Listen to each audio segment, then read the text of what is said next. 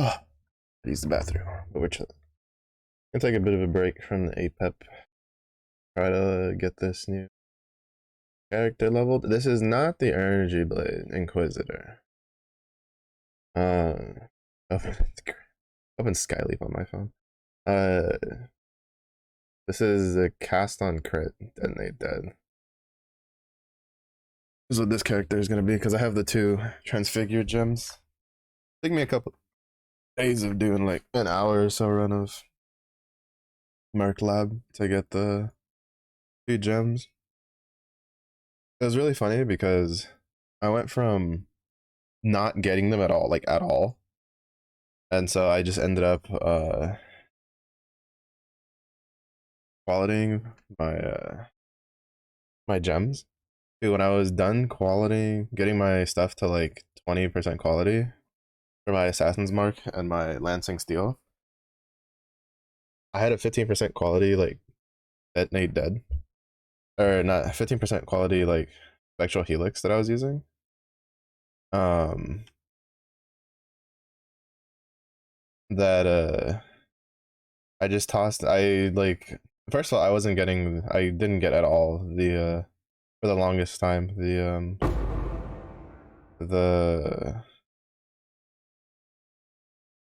the one where it like changes it into the transfigured version of itself.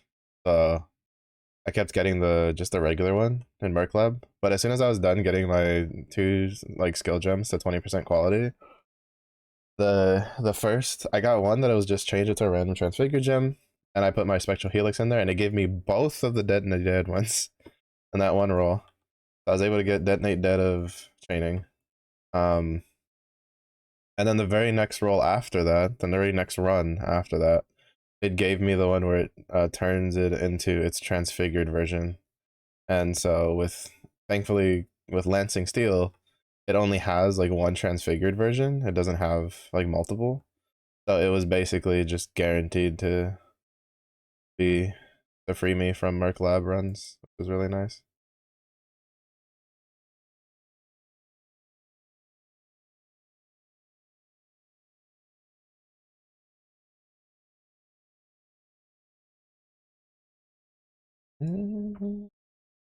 But I was kind of torn between doing this or trying an Archmage one.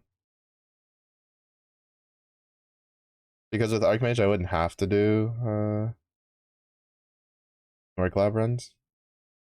Because if I did Archmage, I was just going to use Tornado. Tornado or Ball Lightning.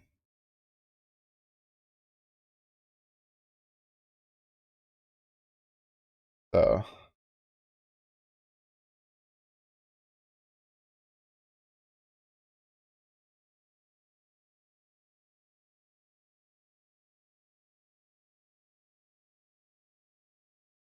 I will say this character had like the worst luck for flasks. Like as you can see, I still have a small life flask on. Is because I was stuck with and I only have like one mana flask. That's not really out of choice. Because usually I like running two, at least during part one. Um, but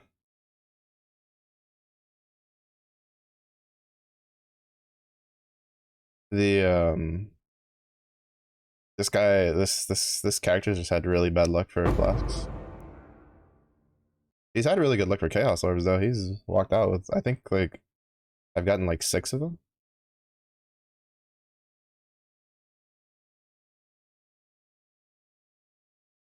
Also, I was using Stormbrand, bro. Stormbrand felt pretty good.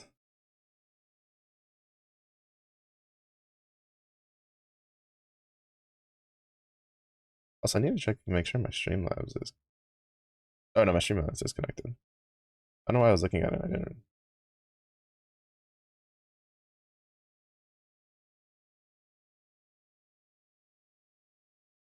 Oh.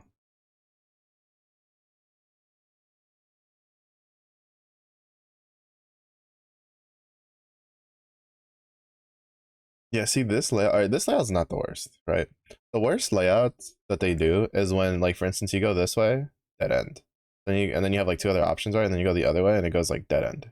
and you have to completely backtrack through where you went. Like that's like the worst. Um, but when it's this one, it's not like absolutely terrible because you kind of like go in a square, but it's still not the best. Like the way this actually should have worked is it should have gone like a big square this way, and then you meet up here.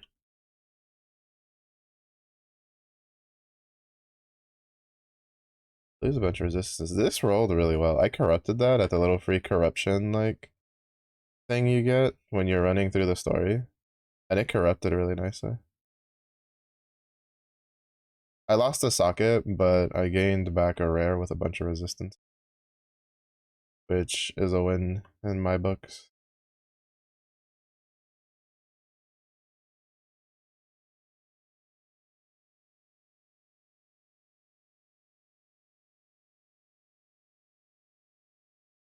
So we don't talk about how I don't have two different weapon types for my dual wield. Oh my goodness, blankets. Hello. Were you able to do your boss fight that you wanted? Well, welcome, welcome. Oh, it's a stinky bun. I can't believe this.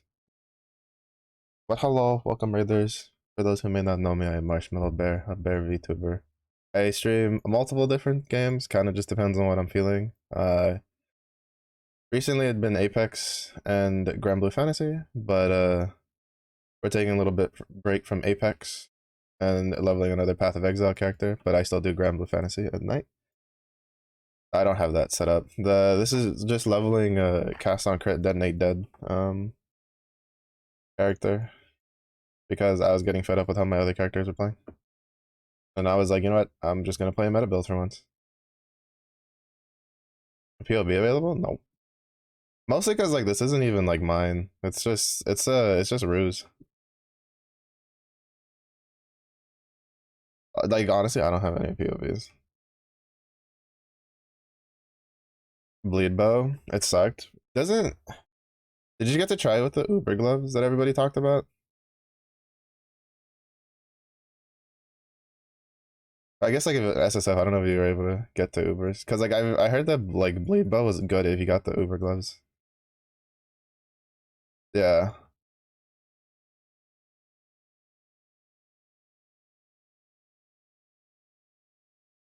it did not go well. I mean, to be fair, I feel like bleed bow, unfortunately, is like one of those things where it's just like if it's not something you play often, it's pretty rough to get going.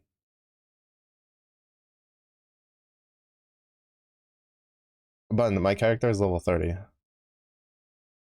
What are you talking about? I know damn well your character wasn't any like very much faster than mine when you were level 30. But you probably couldn't even find your way around the map when you were level 30. Don't have me. But yeah, I started with Bama. My first build was Bama, and then I tried to do this like, well, technically, all right, technically, my first build was Righteous Fire Chieftain, and I got fed up with playing it. So then I played uh Bama instead. Was my second character. I just ran my Righteous Fire like through lab until I got the stuff I needed. Oh, that's fine. What am I stuck on?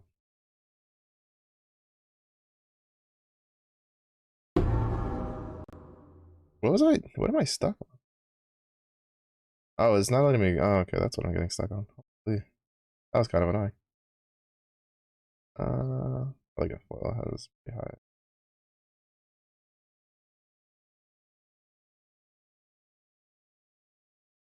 Go get some food, be like it. Oh, give me some too, please. Thank you, thank you. But yes, get some good nums. But yeah, so I did Bama to try it out, and I just don't care for the play style. Alright, I need to go talk to all that much because like it's too. I don't like how it doesn't work nicely sometimes. It's really strong though. I swapped it to chaos and it's really good. But I just wanted a nice ability.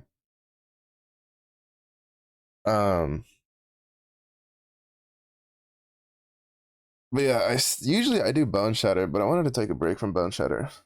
I am a melee enjoyer in a game that where it hates melee's existence. Oh yeah, while I'm leveling, like you just it's to save portal scrolls. Shouldn't you be ranking? Why are you here?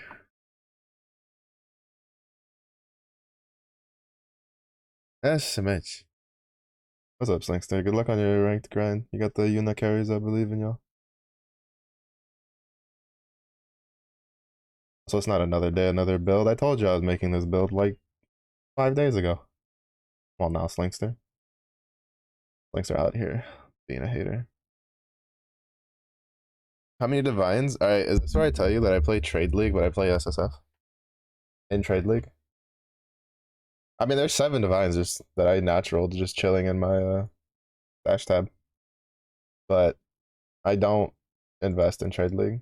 Pizza Lord, thank you for the follow. But yeah, you can. Well, I mean, Slingster is ranking in Apex at the moment. Uh, but most people make fun of me because I'll play a Trade League, but I'll play SSF in Trade League.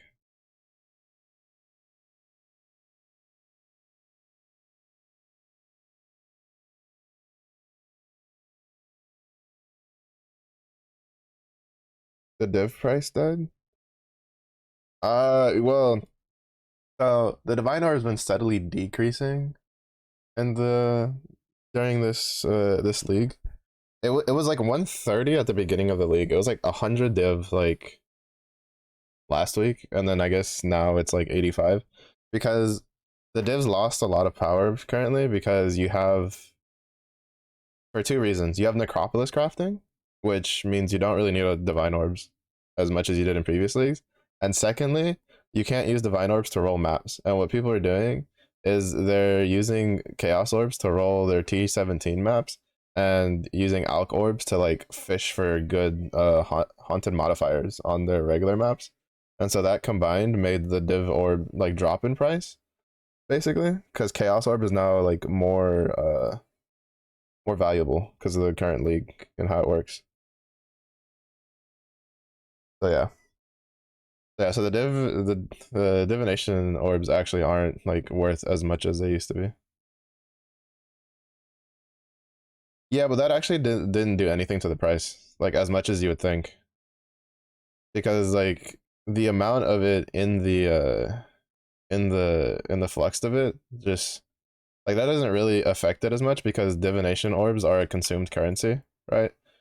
Like it's one of the interesting parts about using like crafting currency for like your actual trade currency is that it kind of in a way it kind of fights its own inflation a little bit because a lot of times it gets consumed through crafting and stuff like that. I'm dead here. I'm not dead. I lived. Get off me. Wait. But I need a 4 link for my Armageddon brand. Oh, Ironheart, I don't want to capture beast for you.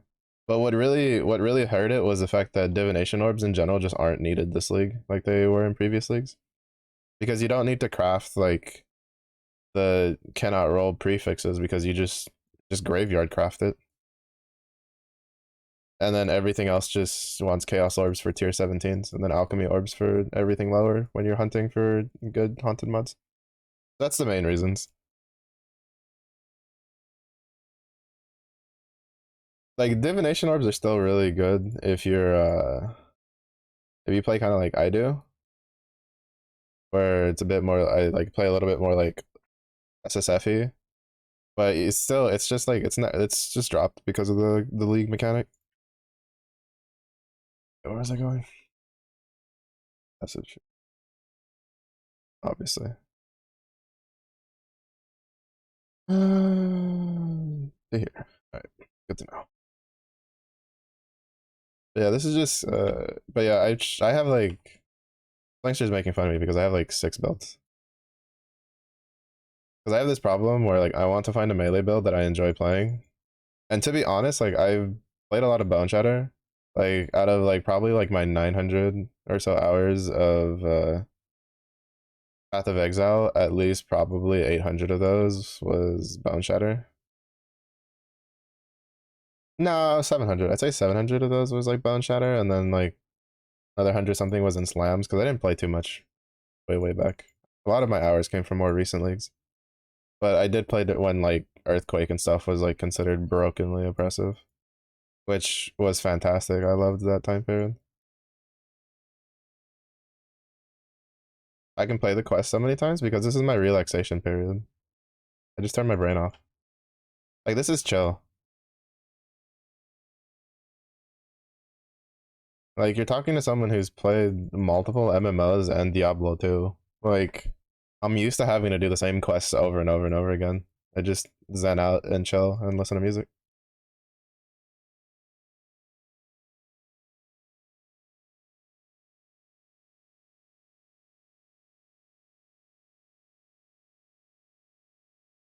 And to be fair, it's also helps that like Path of Exile level like campaigning is very streamlined. Like sometimes I'll forget what quests I have to do for the passive points, but the more you do them, the faster you get, and the more you just memorize like where you need to do what. So like I'll usually turn in like 3 or 4 quests at a time, in most cases. Hey, a volcano.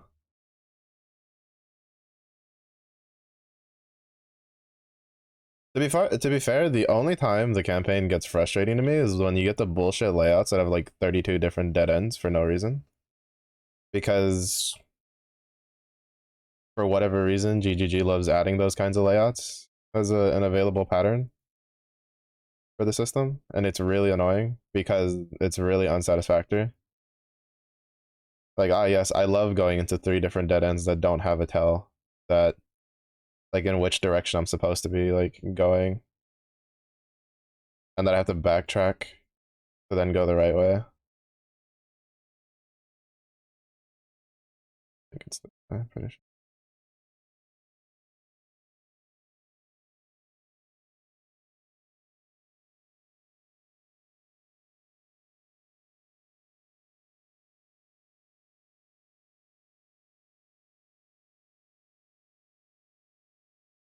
Not this one.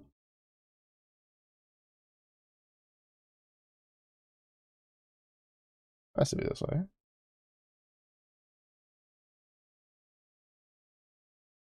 I feel like I went the wrong way. Oh no, I was right. Aha. It just took a little longer. I went the complete wrong way because I could have just gone. That's fine.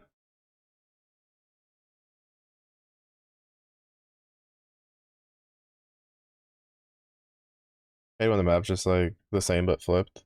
Yeah, I mean, like, there's a couple of layouts that are kind of annoying as shit to deal with.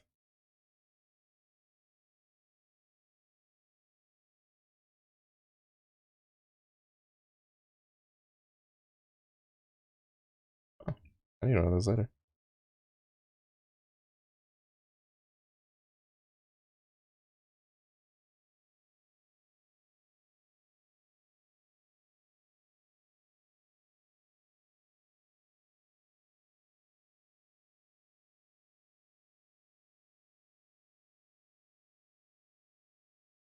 Only that was blue.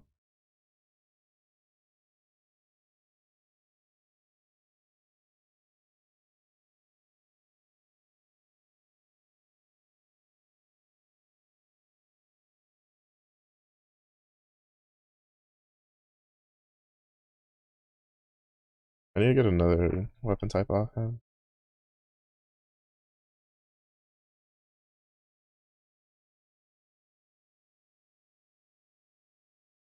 But yeah, that's the only times I get annoyed with leveling in the campaign because like the layouts they did for the maps are much more straightforward.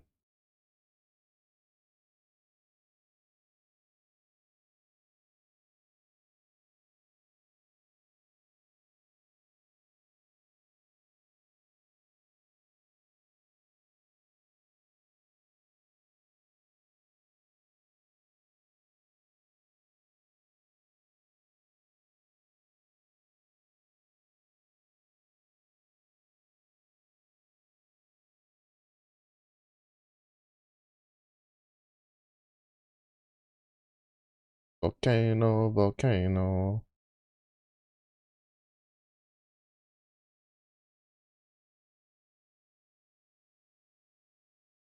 But yeah, originally I wanted to do the cap. I wanted to try out the Captain Lance like uh Energy Blade Inquisitor build that he does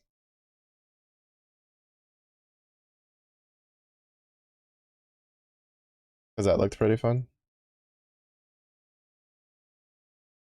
But I want to try it as like a league start option. So I'm probably just gonna roll it in SSF and then see how that feels. But that's probably gonna be something when it's closer to the next league because honestly, I kind of want to just level this character, see how it works because I've seen a lot of videos of people on like really really shitty gear like pulling off a lot of stuff.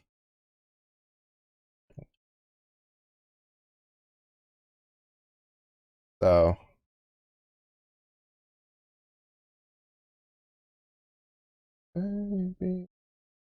I do want to see like how it can go, but basically I think I only have like 2 challenges left to finish the tier 1 thing.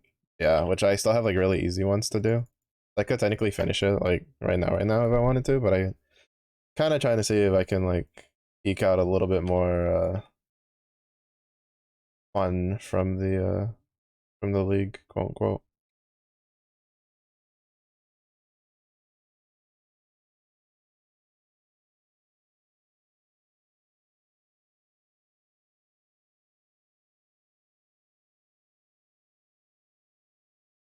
Install your new GPU to do. You've had a new GPU for 3 months and you haven't installed it? Bun, what the? Give me the GPU if you're not gonna use it. Goodness.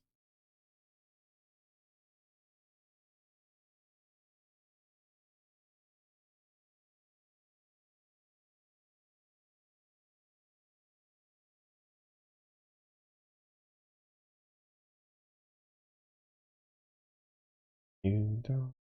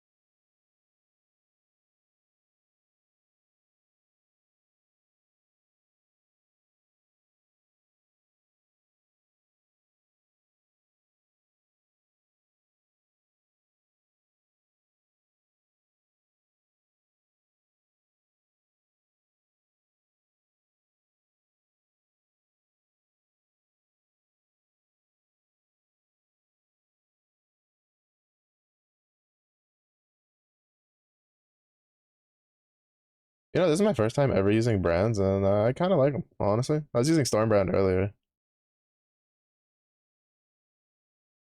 which was a little awkward considering that I was investing into like fire nodes. To be fair, I was also using like Holy Fire Totem.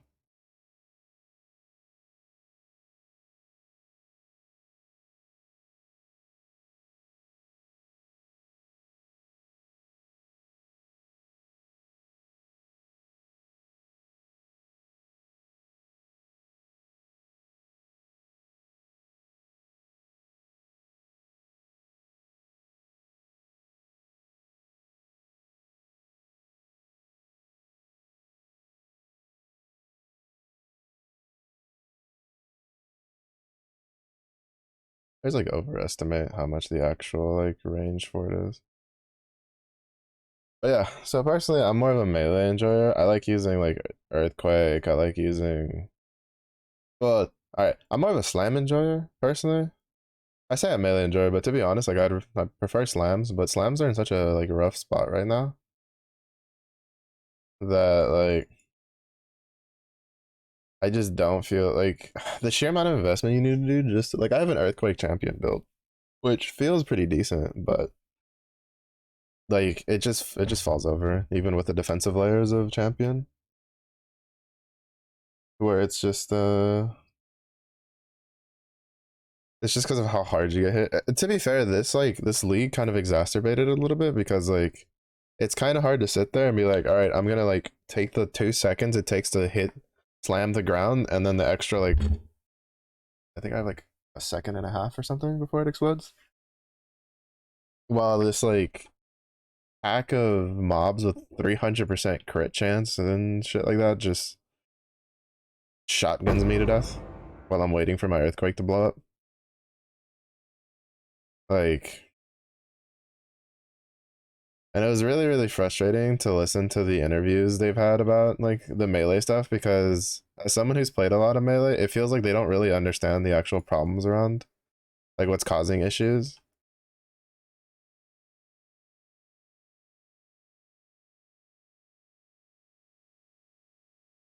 Because there was one that I saw, I guess kind of recently, like last couple of days, or no, I think like last week, where it was one where it was like, why does PoE hate melee?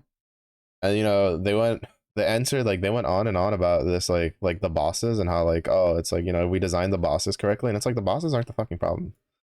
Like the problem is you can't map with them.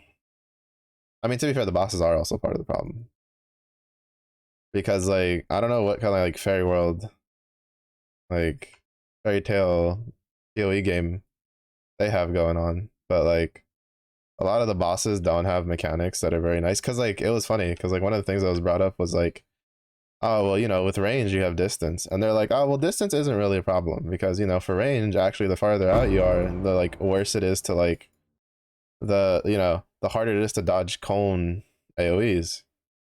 And you're like, well, considering that there's no such thing as a minimum range in Path of Exile, like that's not a problem because the range player can just walk up to the boss and then kite around the boss. Is it? Fuck, is it this corner over here?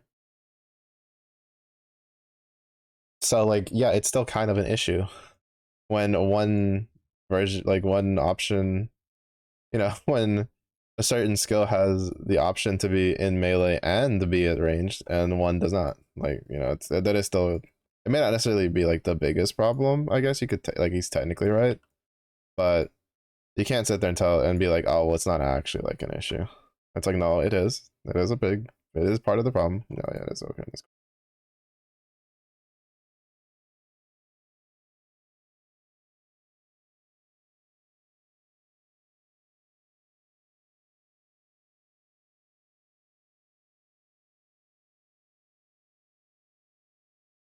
Yes, yes, come stand in the volcanoes. Nice little volcano bath. Oh, fuck. Oh, yeah, where's that?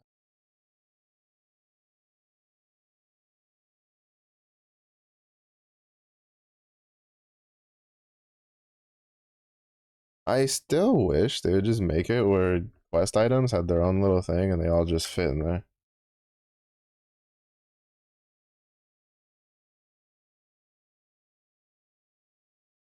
Like I feel like it's such an like there's so many things in PoE that I feel like are unnecessarily outdated. Like that. Like the fact that quest items go in your inventory and they take a shit ton of space. In a game that's all about like inventory management being pretty important. Mildly annoying when that happens.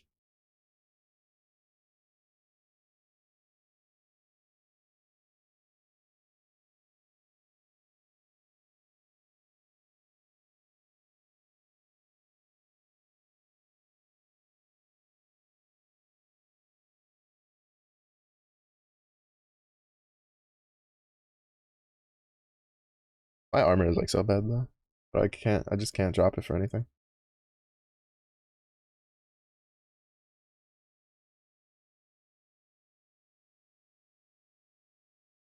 Because none of them have sockets in it. Or they're just straight up worse. I might squeeze in a vitality later.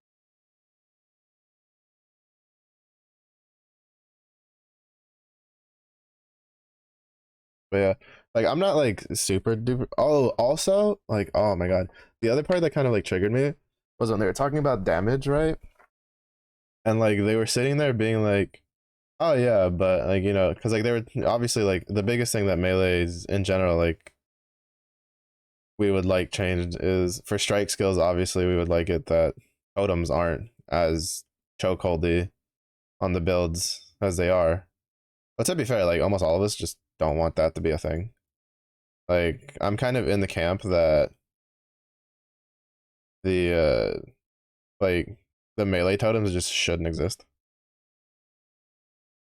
They shouldn't exist, or they should be kind of like the I don't know if anybody remembers like when they first introduced the master system, where the Haku missions, where you had to carry the totem on the way out, right?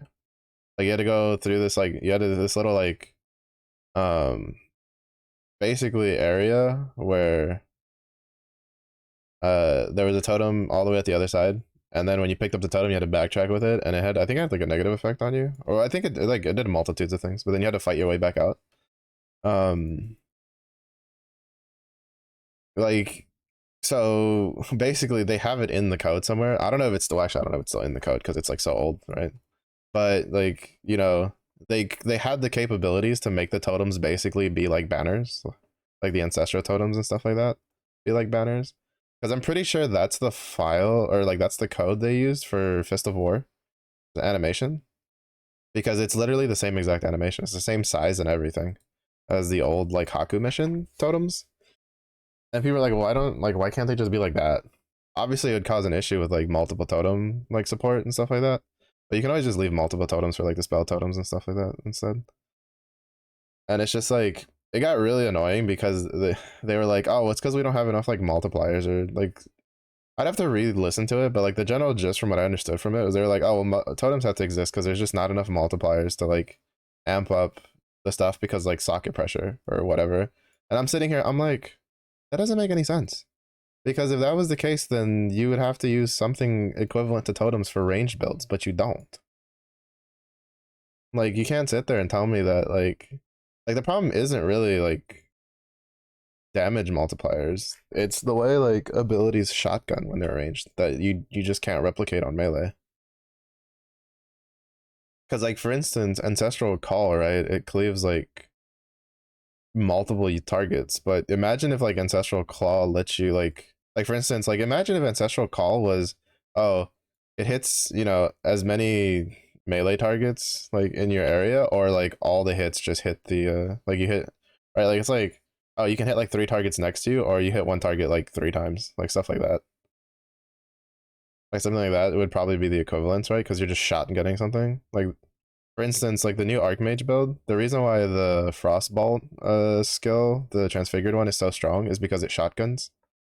So it just exponentially makes the uh the build stronger. Just run that.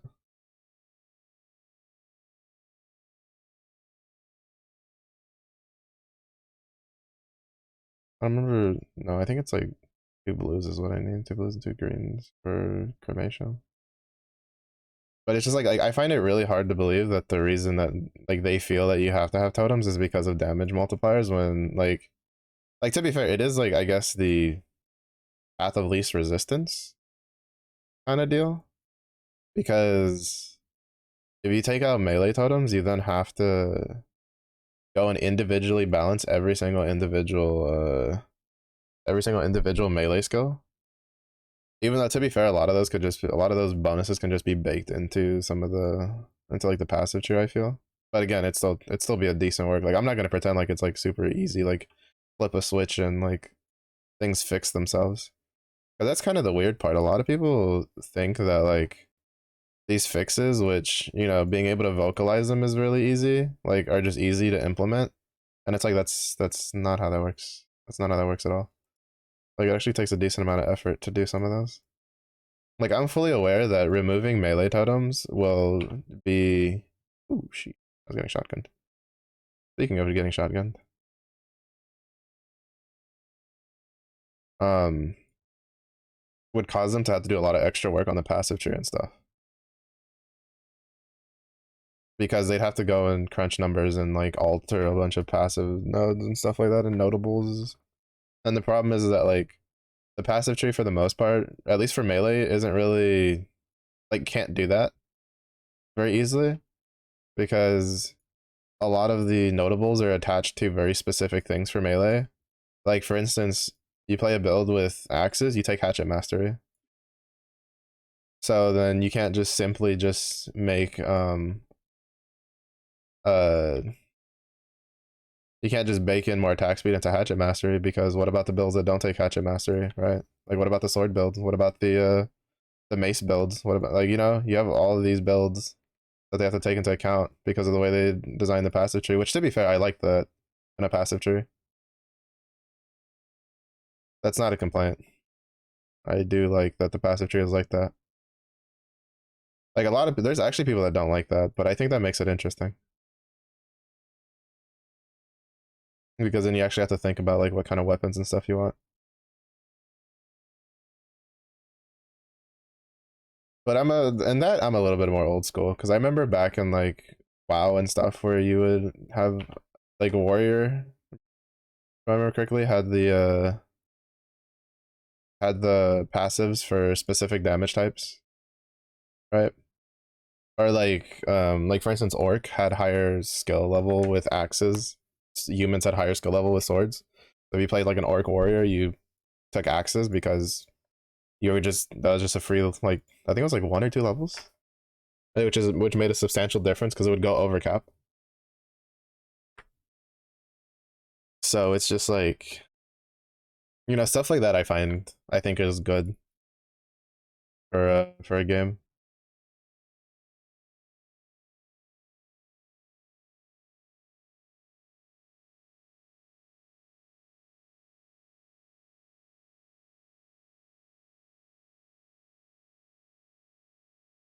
Chef, hello, how are you?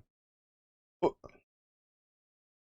I'm not on this character. To be fair, my gear is pretty poo poo caca.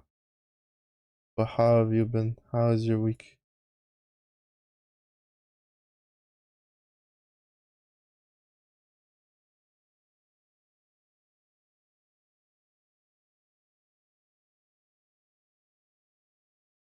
Doing alright about you? I'm doing alright. Can't really complain. To be fair, I've been slacking on a couple things, but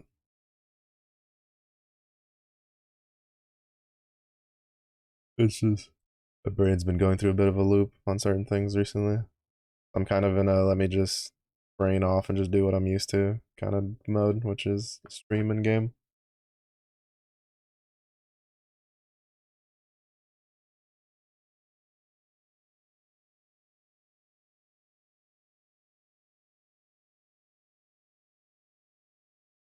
I forgot I had flammability equipped.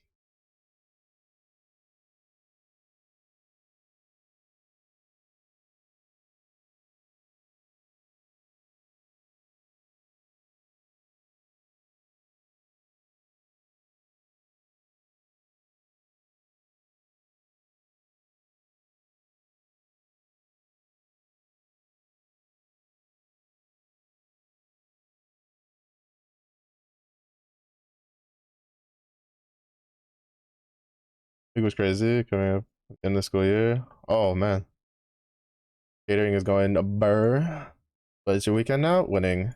Winning. You have any plans for the weekend? You gonna do anything? Or you just gonna try to relax, get some good naps in, recharge?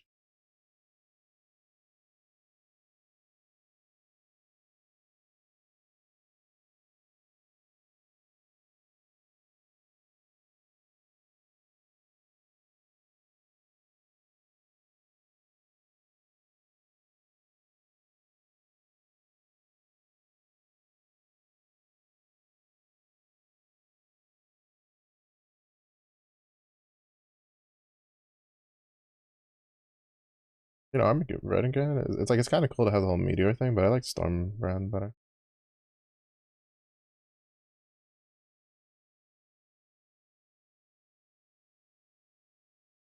Still in handing with Aika. True.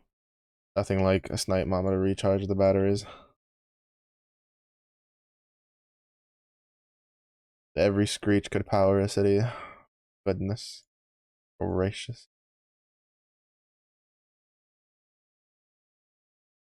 That's good. Hope that feral cat's doing well too.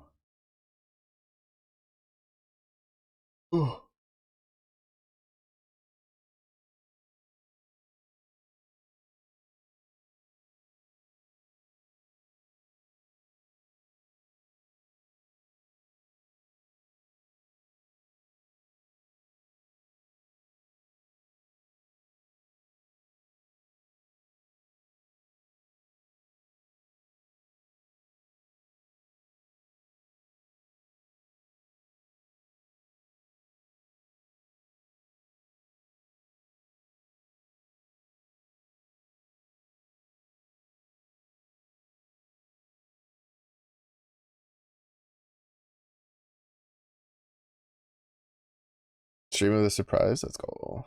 Good to see.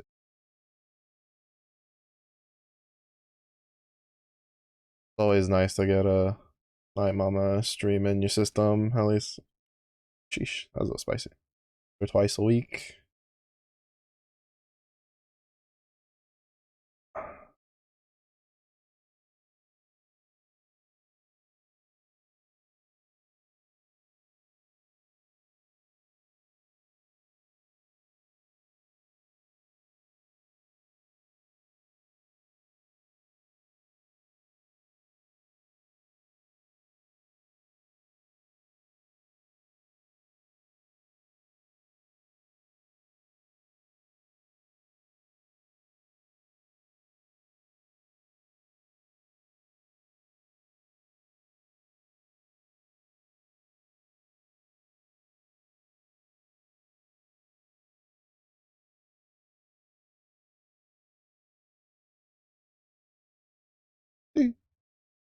There's just something about running in circles after putting a brand on a rare and then just watching them just get meteored to death that just makes me want to just chuckle at them.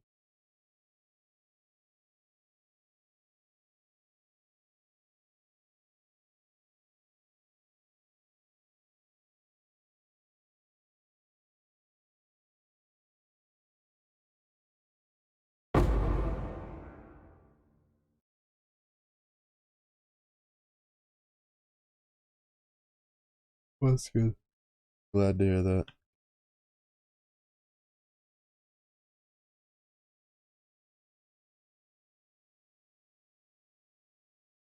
Oh shit.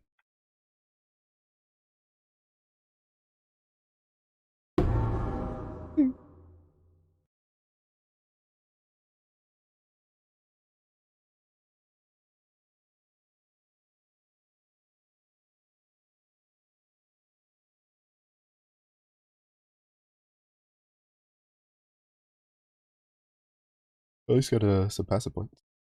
I always forget to turn this one in, like when I do this back.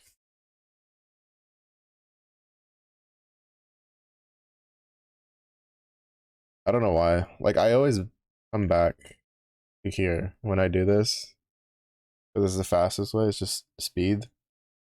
But like I always forget to like turn that quest in. Probably because like I have to cross over the waypoint, and so it's just like instead of crossing past the waypoint, I'd rather just take the waypoint and go to the next one. Hmm. To be honest, that's not bad at least. Oh, but I don't have anywhere to put my warband now. I'm gonna move this over here because then I can equip this, which should technically still be a damage increase. Oh, then I can put that back on. Let's go winning. Which should still technically be a damage increase. Oh shit, that has to be. Holy shit. Because I've had the dual wield for 60% bonus damage when dual wielding two different weapons.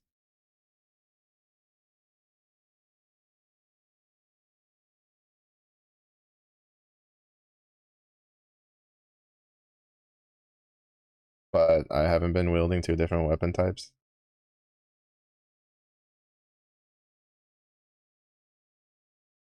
Okay. I would very much like to stop being stunned.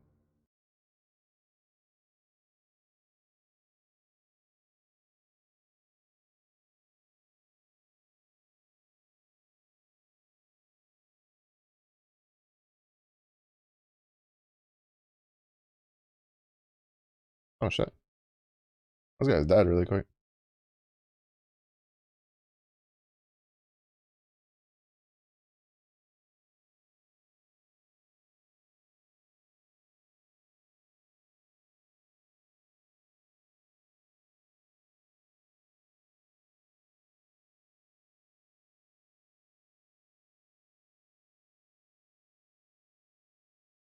It is a little unfortunate that the first like 4 link I got didn't really have the right colors. It's not the right base either though. So I'm thinking this build wants energy shield evasion for like this suppression masters and stuff. I don't know, I have to double check.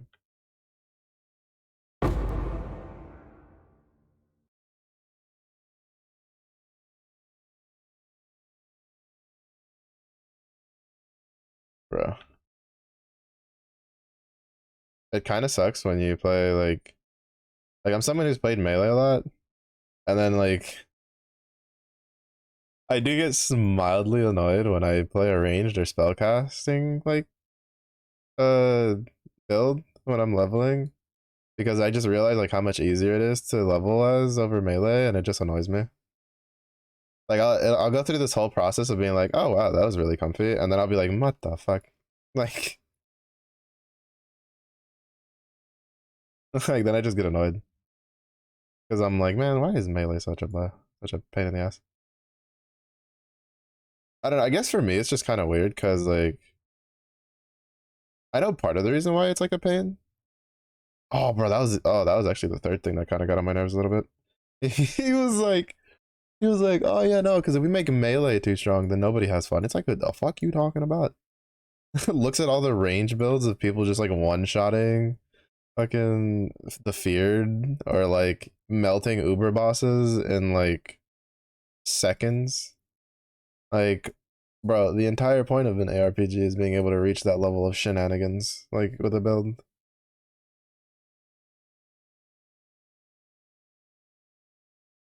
Oh, we found the spot.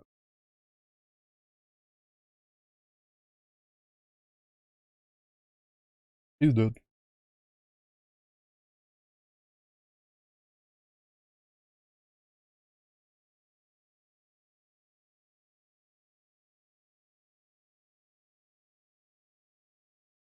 Like, I mean, to be fair, I understand. Like, he kind of like oversimplified it, you know, a little bit. But it's just like, as someone who enjoys melee, that's not something I want to hear from a developer for a game that I play.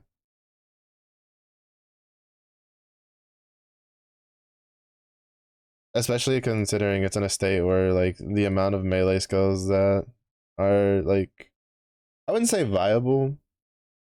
Like, to be fair, there's a lot of melee skills that are viable. Quotations around that, to be honest. It's just that they require such ludicrous amounts of investments that, in comparison to what you have to do for a range build, that it gets a little disheartening, I guess you could say. Because, like, for instance, you can't say armor stackers are weak or strength stackers are weak. Well, even though strength stackers, a lot of them do like the totems, but like you can't say armor stackers are weak, and armor stackers are inherently melee because they use smite. But it's just like the sheer amount of investment you need for an armor stacker to be good or even usable is pretty high compared to like even a relatively like subpar range build. Like for instance, like the new Archmage, right? Like it has really high cap, like really, really high cap. And it takes a lot of investment to hit that cap, correct? But the level of which you can get it to be, you know, strong from what I've seen. Like again, I haven't like played it myself. I did debate about like playing it for this build instead of, because honestly it might get nerfed like next league. If it doesn't get nerfed next league, I'll do an Archmage build next league. Um but like the strength I've seen it get to, even without like with very minimal like necropolis crafting, uh like is very, very powerful. And it's just like, oh, I kind of went backwards there for a second. And it's like you can't. There's no. I would say there's no real melee build that like replicates that level of like minimum to maximum power range that can be. I guess like power floor to power ceiling that you can reach on an archmage. But there's like multiple other range builds that can like be pretty close to it.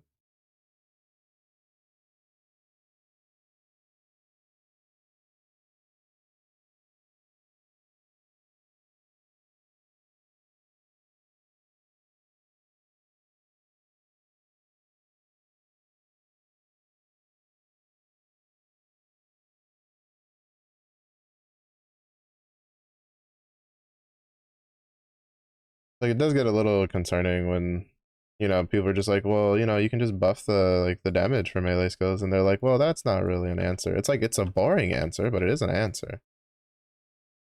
It may not be the answer you want, but like the like there's it's kind of like this case because it was like, what is it? So one of the things that really affected slam builds, right, was that seismic cry had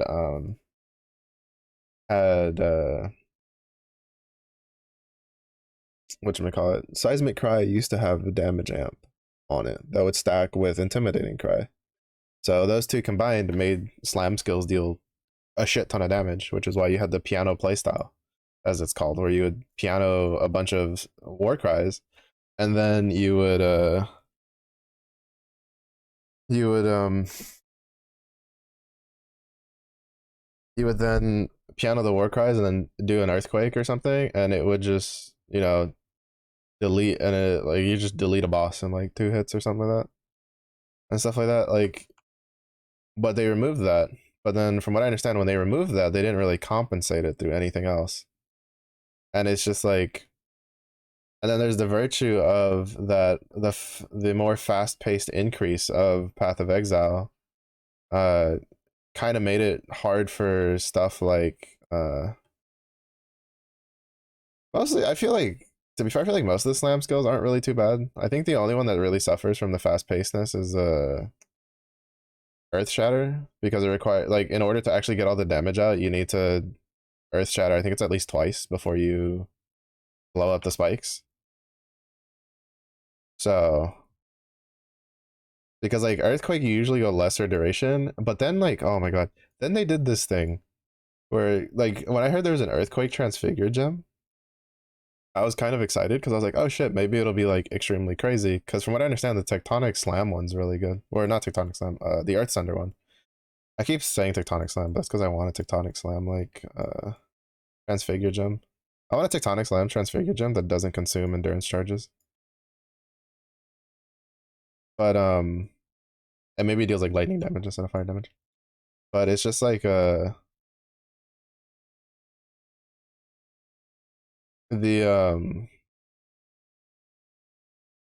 the Sunder one, the Sunder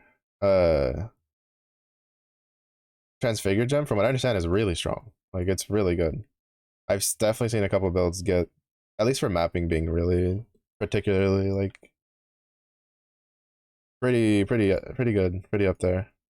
It doesn't really resolve all the problems, but like it does a pretty good, it was because like the point is that Sunder, it's basically, well, the caveat is that the Sunder Transfigure gem basically works the way Transfigure used, or Sunder used to work before they changed it to its current iteration. So that's kind of amusing considering the fact that like they touted Transfigure gems as like, oh, these gems that like, we kind of like had thought about for versions for stuff, but we didn't want to like just redesign it into a whole nother skill, so we did Transfigure gems. And then like some of them are just like, oh well, this is just what it used to be. Kind of funny. It's kind of like the perk system in Apex, where it's just like, oh well, we're doing this perk so you can decide how to play your character and like kind of personalize it, quote unquote, to some degree. And then you look at the balance patches, and then like a lot of the perks, it was just undoing nerfs that had been done before, which is really funny because it's a very like easy, almost lazy way of of like doing stuff. But you know, I can understand honestly. Like I'm not particularly miffed about stuff like that. But I don't understand the point of adding a transfigured earthquake gem that from I'd have to reread it, but I'm pretty sure. Let me just reread it before I put like my foot in my mouth. Because I'm pretty sure the way it works is uh is that the longer it takes to blow up, it deals more damage.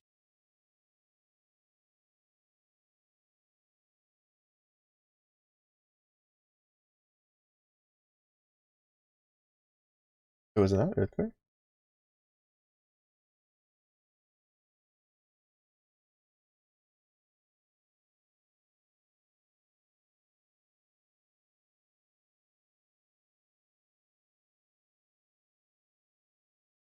Oh yeah, here it is. Earthquake of amplification.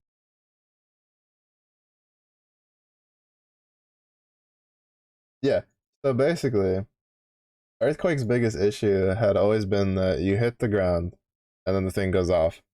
But when you hit the ground, right? So the way earthquake works is that if I hit the ground before the first earthquake explodes, it does nothing because you can only really have one aftershock cooking at a time. So you can't just stack a shit ton of like aftershocks on a spot and then watch them all like explode like immediately one after the other.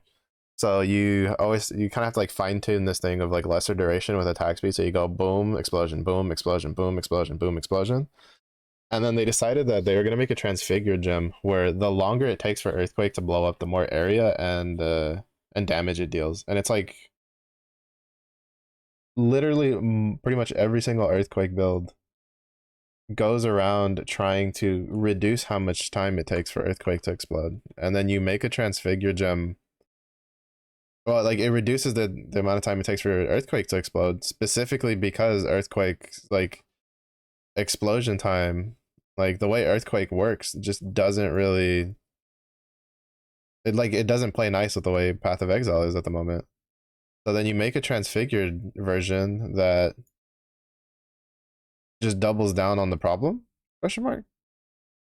Because I saw some people like try to work with it, and like from the general consensus, it was just like just use Vol Earthquake, or just use regular Earthquake, because it just wasn't worth. Because like you had to cut down so long on the duration on it that it just ended up just not giving you any damage.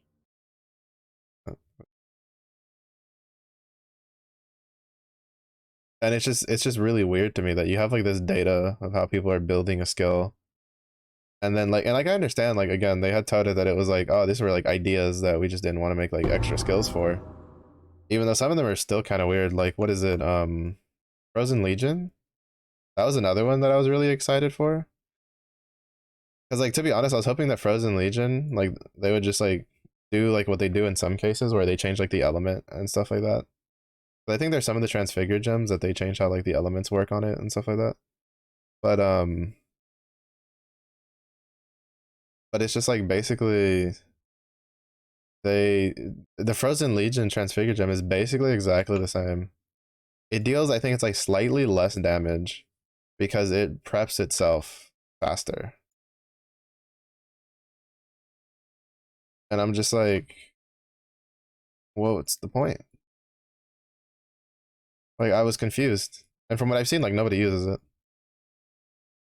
Because like I think it would have been cool if they had like, because like Frozen Legion in and of itself as an ice skill wasn't very used. Like Frozen Legion, I think the it had a like a short-lived prominence where I think it was due to the tattoos because I think it was Toto, right? Um, where it was being used in chieftain builds. Was it Toto? Yeah, I think it was Toto. No, it was before. I don't fucking remember. Basically, I remember it was basically you converted the damage. You converted the cold damage to fire damage. You played it on chieftain, and then you had to get the unique mace that gave a shit ton of damage for lower like accuracy and stuff like that, and which you just get around by doing resolute technique because you didn't care about critting from the sheer amount of damage it would deal. And it would just like 1 to 2 tap bosses sometimes, depending on like what level of content you were doing. I know I remember seeing some people do Ubers with it. but like it required a decent amount of investment to get done, to get anywhere near it. So,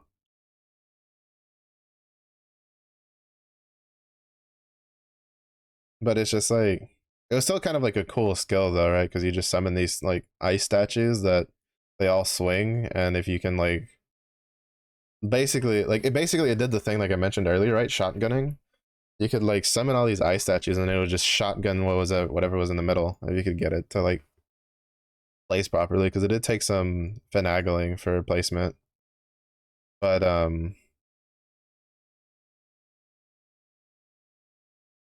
like so I was kind of like I wouldn't say excited. I was kind of curious about what they were planning on doing with like the transfigured gem for that. When I because like I was thinking about like, oh well, they could do this, they could do it where like the things move, or they could just do where, which was what I was expecting, where it was like I was expecting that if it had a transfigured gem, the way it was going to work was that um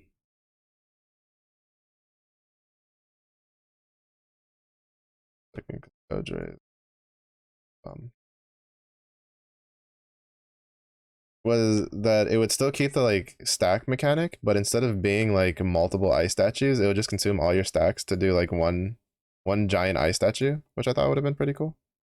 But instead they were just like, oh, I think it has like one less stack that it can stack up to, and then it just charges faster and it deals a little less damage. And I was like, wow, that's kind of boring, honestly. Because like I think it would have been really cool if instead of being like multiple statues, it's like, oh well, it has a chance to like, or like not a chance, but basically it's like, oh, it still has a stack mechanic, but it gets consumed to basically make one giant ice statue that does this massive swing that, depending on how many stacks you had, like dictates how much damage it deals. Which I was just like, oh, that's pretty cool.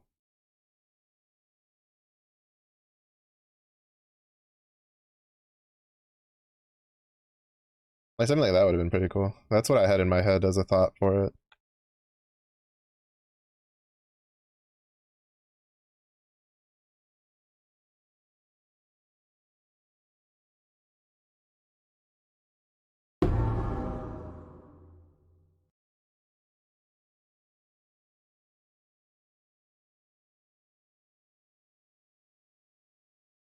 But then when I read what it actually did, I was pretty disappointed.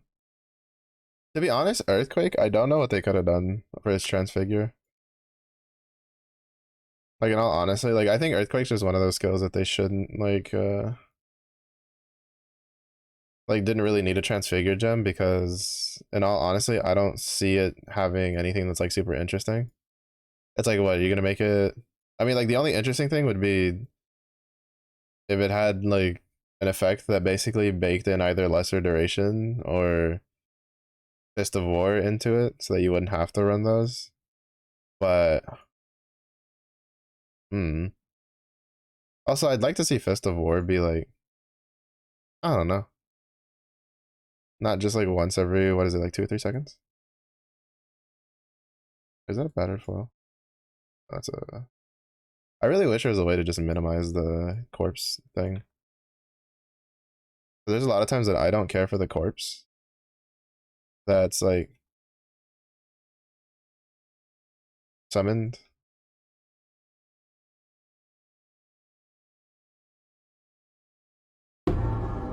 Oh, sweet. Nice. I don't know if I'd be able to one shot that. So it's just like, yeah, I mean, like, there's a couple like ideas that I'm like, man, this would have been so much cooler. Like, to be honest, instead of an earthquake transfigure, I would have rather seen either like an earth shatter transfigure. I don't think that got a transfigure. Where where it's just like, it ripples out the like it ripples out spikes, so you don't have to do the multiple slams. Like say it like ripples out and it does like the multiple slam spikes for you in a way. Or like, I don't know, slower attack speed or something. Like they can figure that part out. Oh, it does have it? Oh, it does have it. What does this do?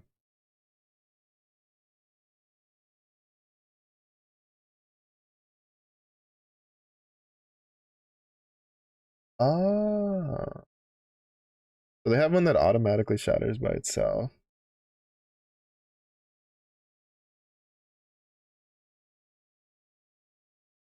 Oh, I thought it. Well, I guess it's because like I didn't. Oh, I thought I did a good job of reading the stuff.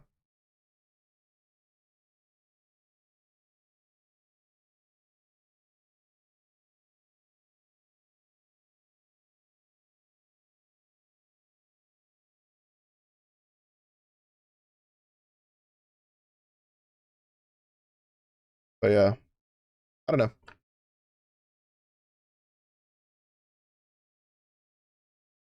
I feel like it would be. I feel like there's a couple things that would have been kind of interesting. Yeah, earthquake is one I don't think that really.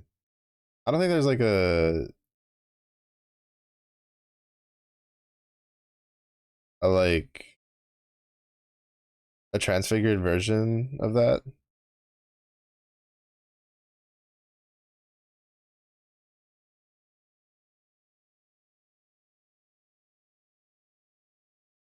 That would work at least in a way that they would like.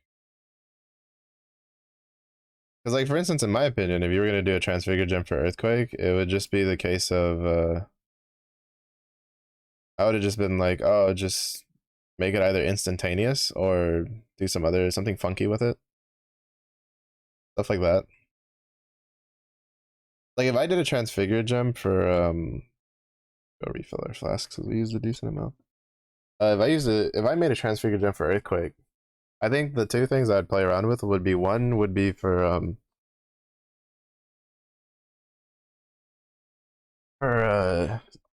whatchamacallit, pretty sure that's supposed. Don't tell me I took the wrong. This wouldn't be the first time when I went to go down the dual wielding tree. It was okay. Of course it is. Of course it is. Yeah. Mellow nose. Mellow nose. Um.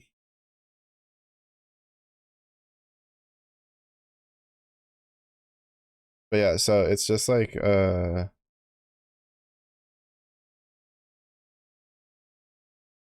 it's just a case of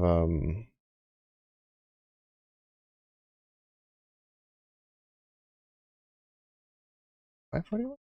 I'm 40. What am I missing?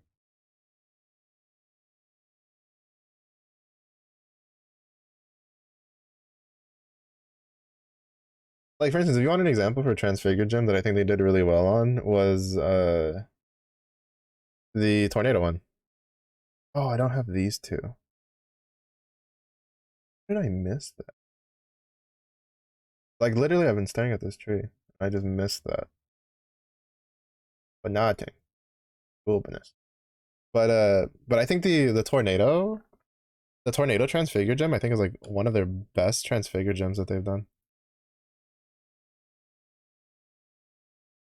because like it literally just changed the way it worked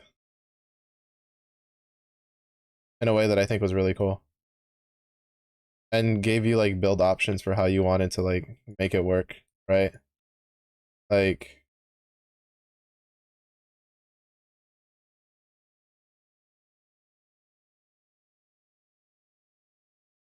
like you could play into the fact that it was prismatic and use all three elements, right? Or you could like lock out the elements with like combat focus, which is what a number of builds do. And then use a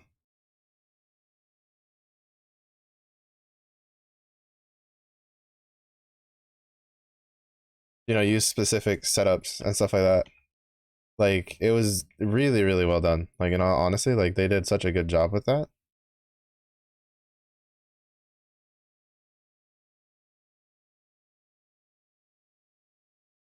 But something like that would have been cool. And it's really interesting because you could be like, oh Mel, you're kind of living in this like la la land. Like there's no way they would do anything like to that level. And it's like, but they did, right? They took tornado, a skill that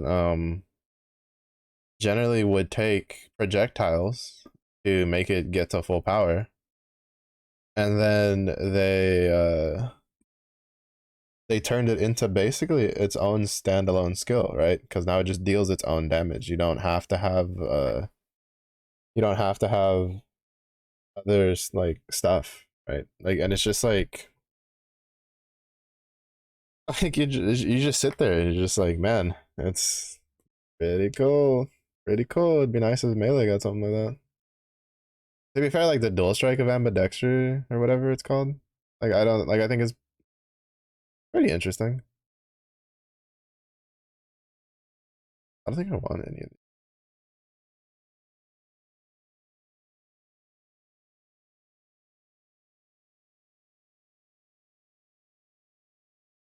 On faster. Oh, there's a faster attack that dropped that I didn't pick up. Uh,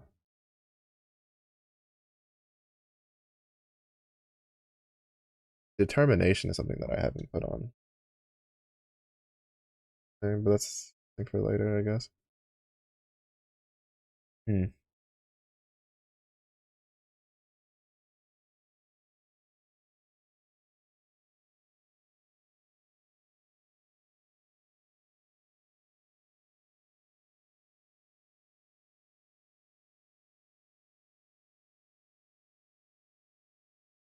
But yeah, so I don't know.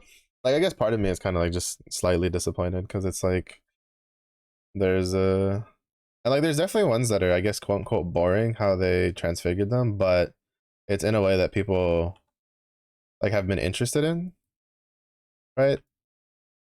Like for instance, the Frostblink one that doesn't have a cooldown but has a really small cast time, so you can use it to like jump, jump, jump, jump, like bamp around. Like obviously, that's I wouldn't really call it creative. It's pretty quote unquote boring and how to do it, but it like allowed for a pretty cool like use of the skill. Please, please don't hurt me. I'm just a small Templar. I need to go do my lab. I'm like way over leveled for it. Oh, please don't kill me. Please don't kill me. Thank goodness. Holy shit, I hate goatmen. Why are goatmen always so strong? I've never understood that. Like goatmen are such an early like enemy, but they're like they retain their danger level the most, I feel, out of all of the mobs you run into in the story. Like that. Like that pack of goatmen. Like every time there's a pack of like the casting goatmen, like I almost die.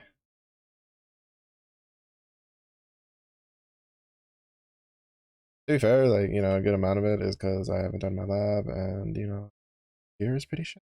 But even on like built characters in maps, like I'm scared of inhabited by goatmen maps because those fuckers suck.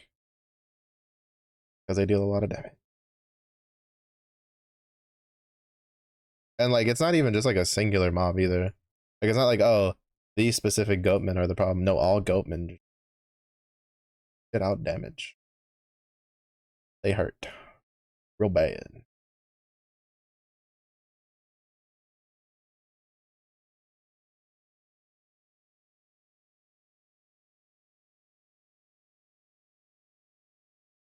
Okay, he died.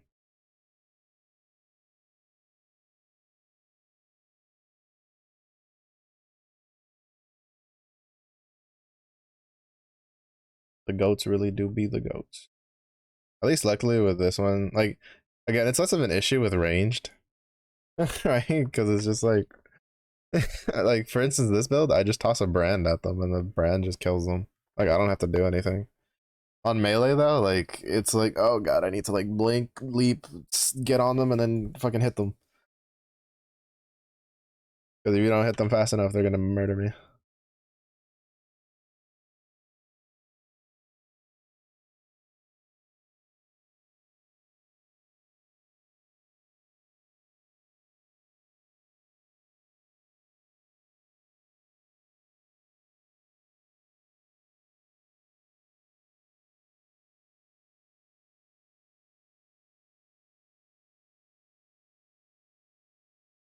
I replaced that forever ago.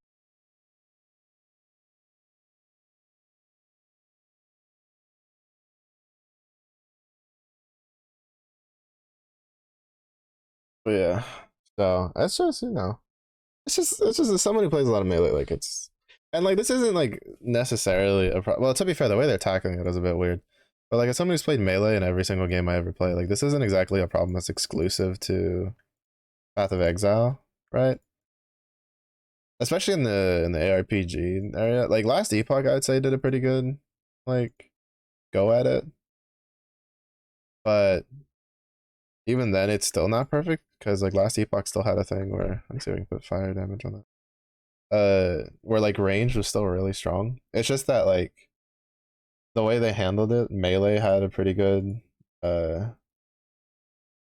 good um they had a pretty good go. It had a pretty good had really strong builds that you could do and stuff for it. So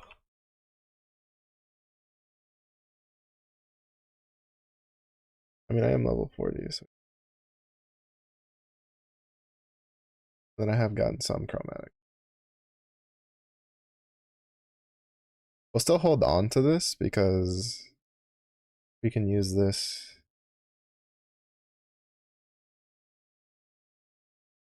in the fooder.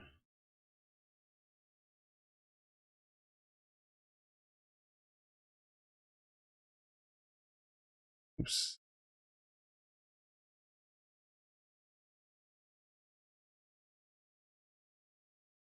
I'm gonna take these out because these are the ones I need for this build.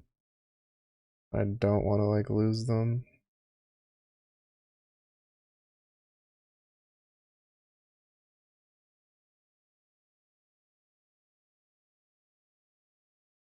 But yeah, it's just shrug shoulders.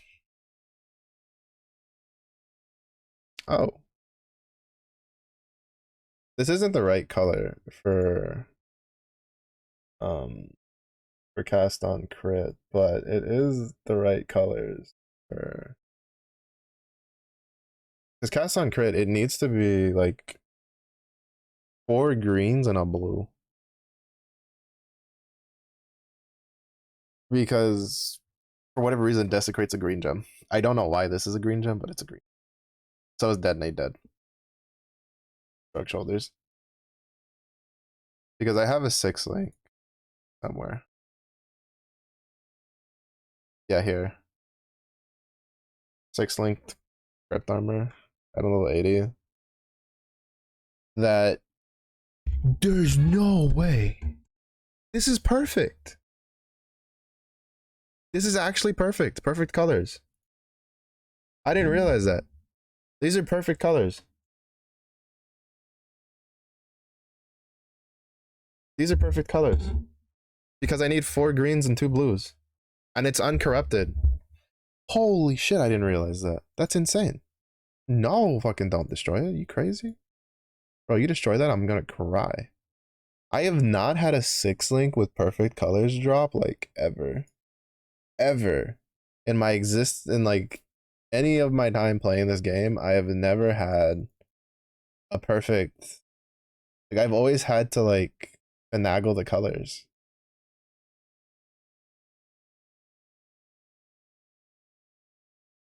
That's really cool.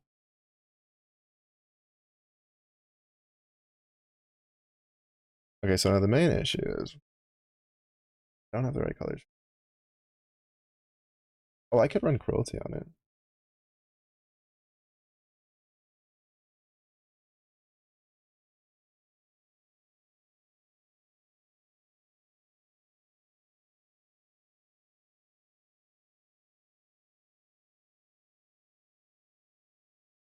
So added fire damage dispels. Do this.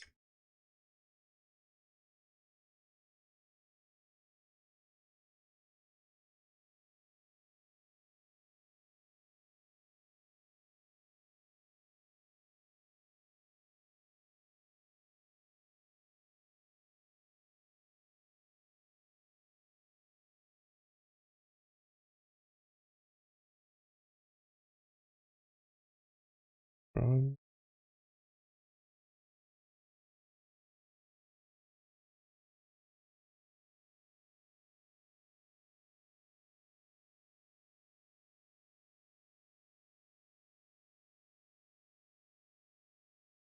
And I think we should be stronger. We'll do our first lab real quick, which I should have done forever ago, but every time I play a build and I that does really well, I always forget to do my lab. Like at the proper level. The first one. The second and third one not so much, but always the first one, I'll just be like if it's not the first character right, where I have to go out of my way to get like all of the I have to go out of my way to get every single one of these nodes, right? Because that one obviously I go like it takes me a little longer because I have to get all the nodes.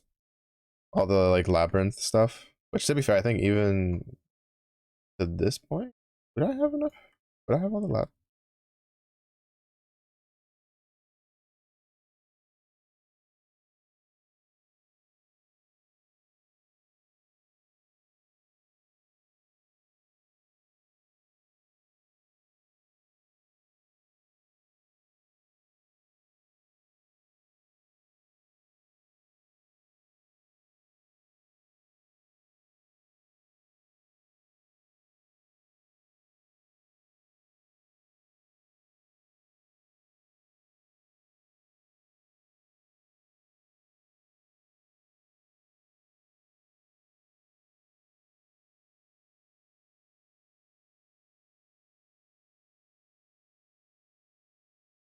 Oh man, like the realize like I was actually dreading having to color that. Like the 6 link I had, because I was like, fuck, I need to get like 4 greens.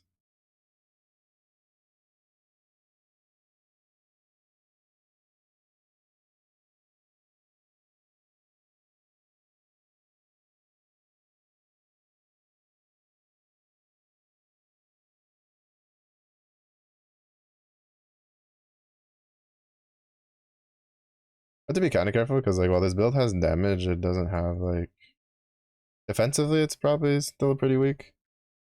I am using a Carnage Heart and this and my like I have 2 rings that are giving me a decent amount of survivability. So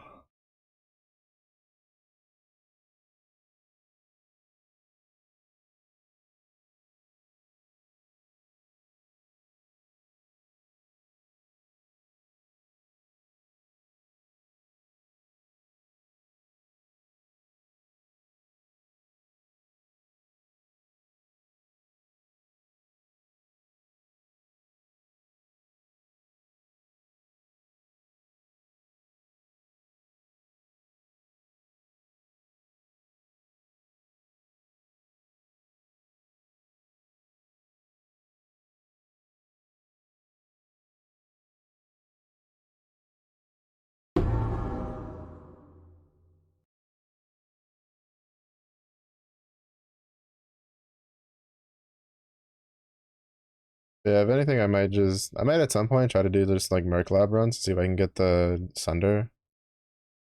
Because the Sunder one's actually really good. Transfigure.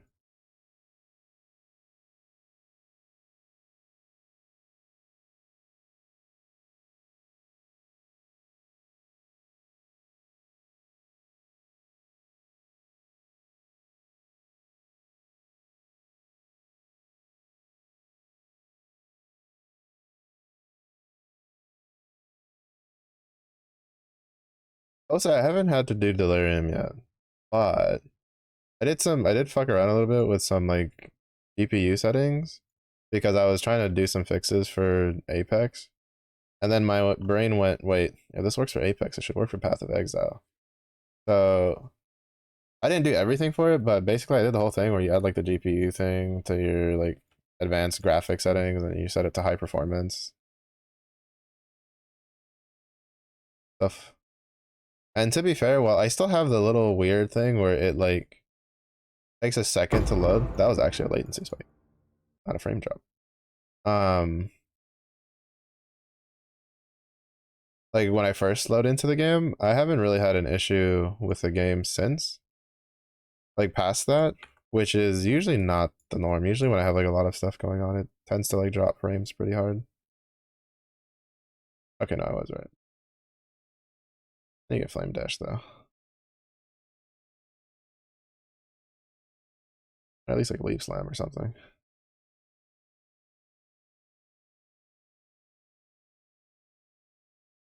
But it feels a lot smoother, and the frames feel a lot more stable.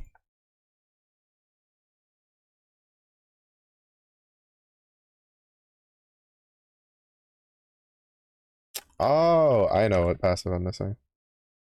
I always forget to finish this one. I was like sitting here like, what fucking passive am I missing? I now know. I now understand.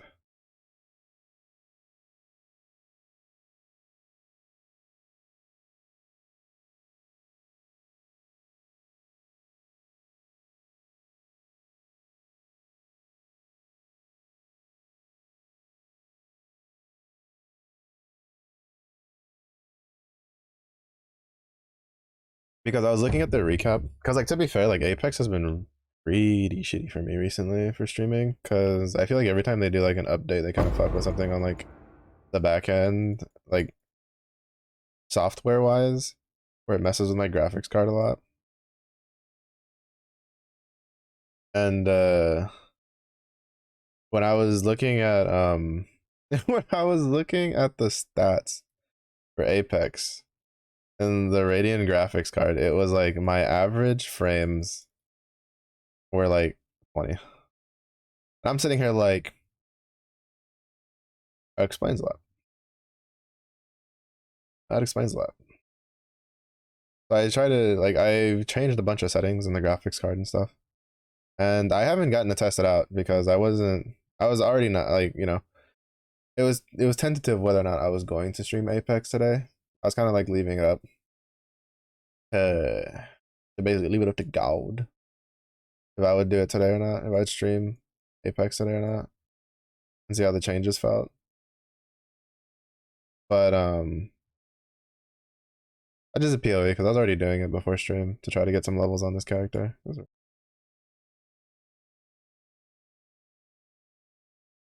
So, but I did do the high performance thing on PoE, at least like the very last setting that I turned on, and it definitely feels really good. I mean, the statistics showed it that it hadn't dropped like frames at all. Which even in like the story in the campaign, usually I don't have too many problems, but I still generally have it. Like, go shit stain Steve, go. There was a guy on Reddit who posted a thing asking who this guy was, and he responded. It was really interesting to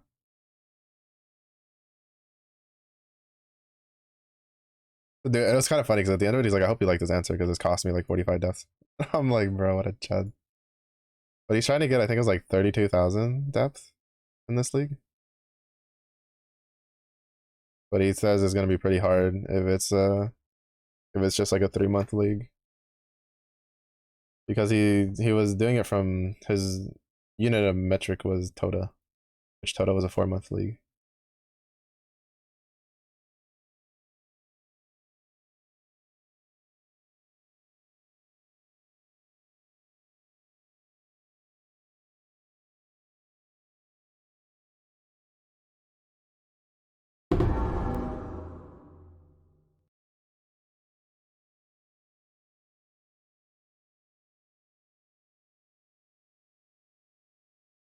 You know,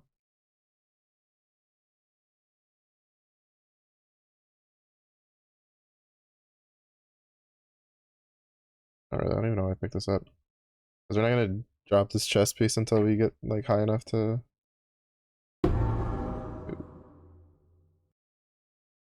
Oh, let me do this just in case I get like DC'd. What is it? Or it's just Inquisitor Mellow. It's a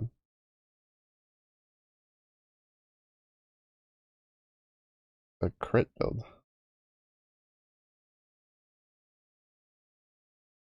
I would get 2% quality, bro. In this economy,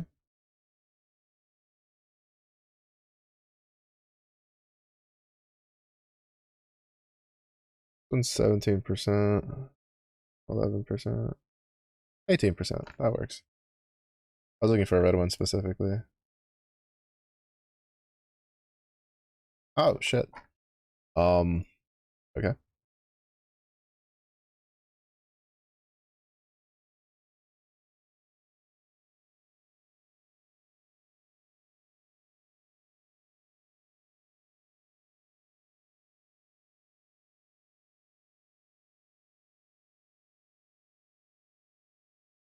Boost speed. Oh, feels kind of smooge.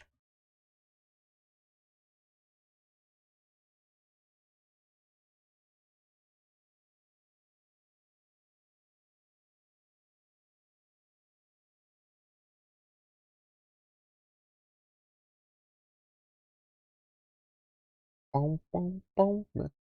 Turn me on to something. Doo-dee-da-dee-do.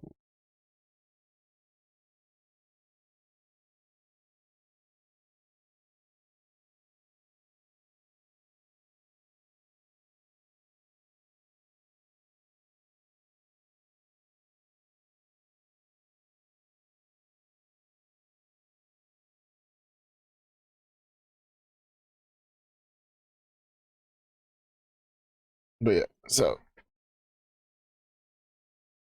I mean, to be fair, there's still a couple other builds. It's just like it's kind of funny though, because like the sheer amount of orbs of regrets I've used this, I think I've used probably 200 orbs of regret this league.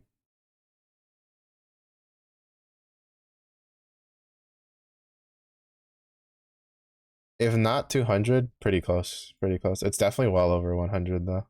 I know that for a fact because I had to use like 80 of them on the Juggernaut alone because originally it was a Berserker, and so I had to completely respec the ascendancies and respec like half the passive tree minimum, probably more than half the passive tree.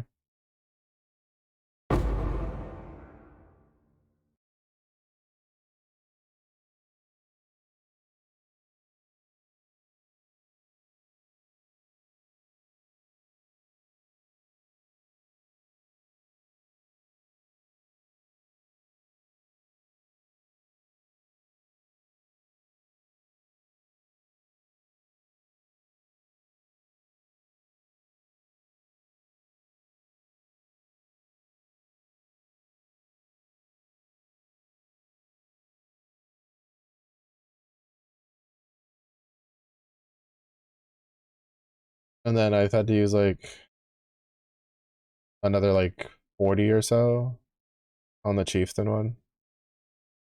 My righteous fire chieftain when I remade him into the to be honest, I really want to keep building the fire tornado chieftain, but I just don't know how to make him any stronger because I have like all the fire pass. Well, I do now. I have like, even though Bun may be stinky, they did have a lot of cluster tools, and I was able to get one for increased fire damage.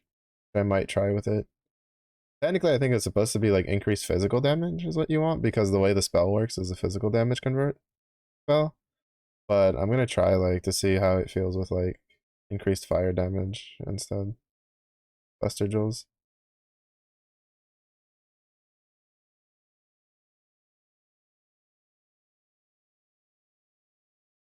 Oh, give me that.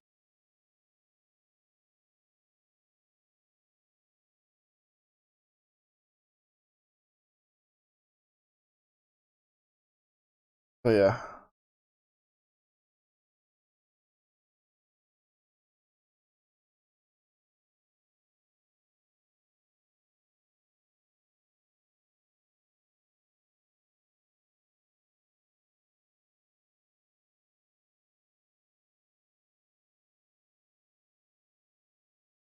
I'll take. I want to start like taking off these unique. So I can get a better idea on my like resistance status and stuff. Yeah. Fumbling on cold resistance. Even though we'll be losing some fire resistance in a little bit.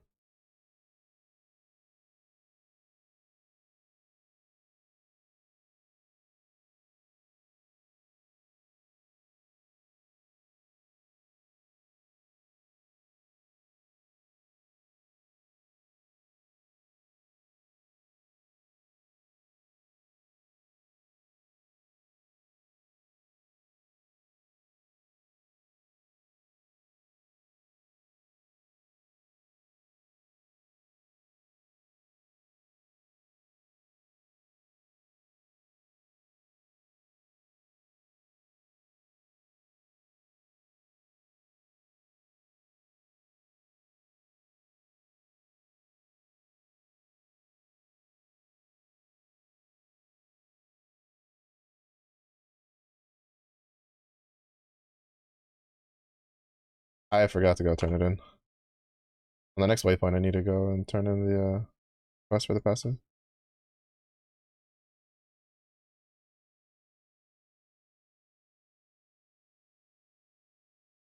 So anyway, you can easily kill Seattle with Ascended Prayer, but can only do 2.3 mil honors before dying without. Yeah, the Ascended Prayer buffs are pretty stonks. Pretty stonks. What's up, Zillyric? How's it going?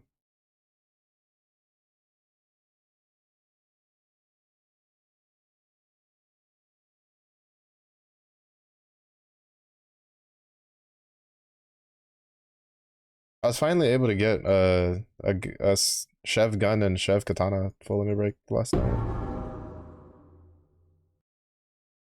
And I got an extra gun from the farming. So I think I'm gonna copium hope that I can get another full limit break gun before the 2nd of May.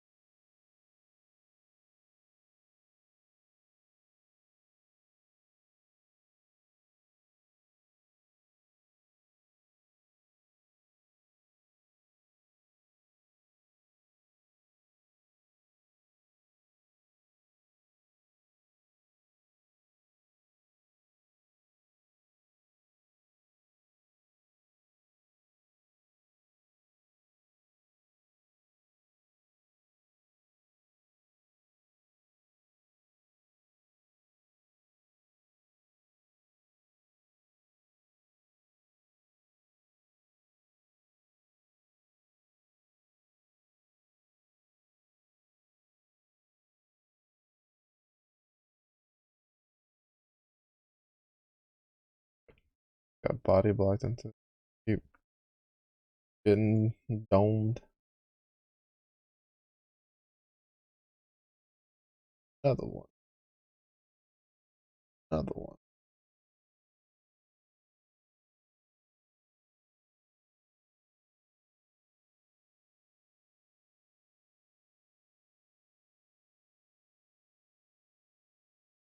Yeah, because I'm thinking those guys deal cold and lightning damage.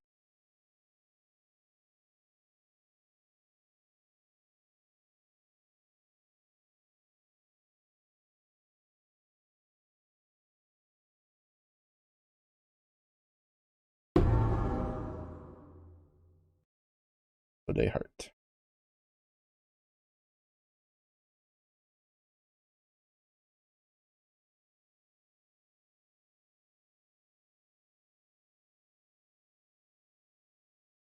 Oh yeah, I saw that. Yeah, we got a sand, lapis merit. We got free 10 draws, daily 10 draws. Yeah, pretty nice, pretty nice. I love the golden week buffs. Ooh, both of these are really good.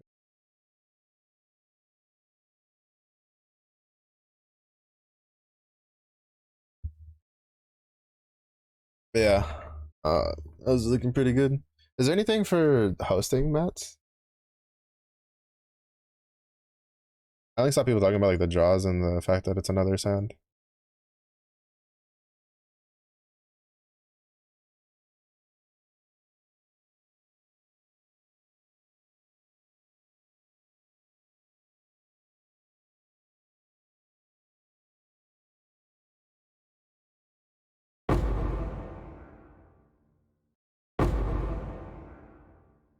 Chromatic orbs.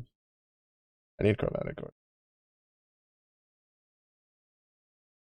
Oh, actually, I don't need them as badly as I thought I was going to, but still, they're good to have.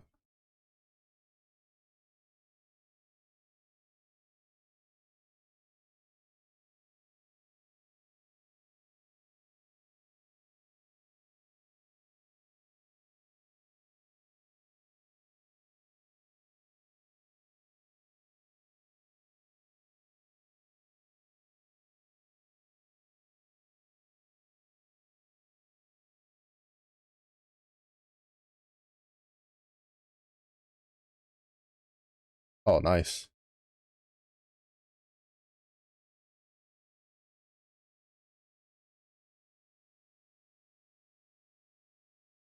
Go back to hosting all of my Revens.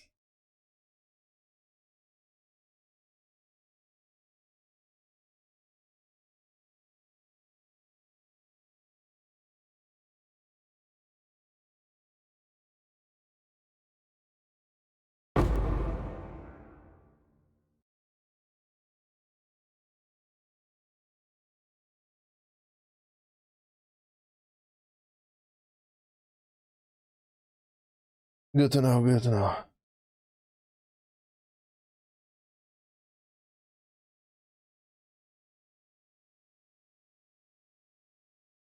Back, turn in this one, turn in the other one, have 3 passive points. Oh, you bum. You traitors bum. Here, have your fancy stick.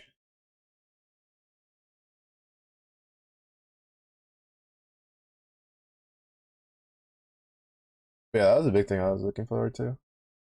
I wonder. I wonder what the May uncap is gonna be. Sturm, maybe? Boom,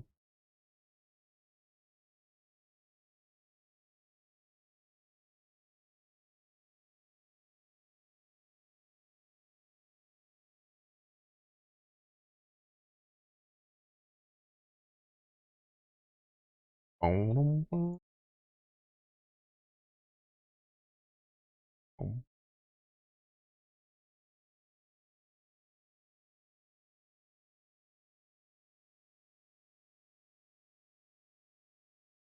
boom, boom, boom.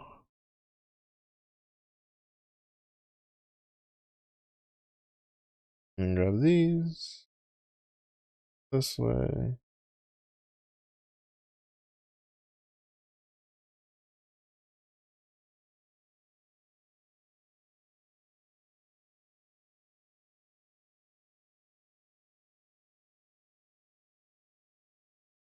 Oh, I was looking at the wrong way. It's this way. Gotta go down. For some reason, I thought it was this way. It's not. Let's go down this way. Yeah, because when we get the suppress here, this is definitely for when we get to the swap. I'm gonna go here, grab the reservation, grab this for defensives. Go up, get this, go down, get crit, then get HP, the butt end of it.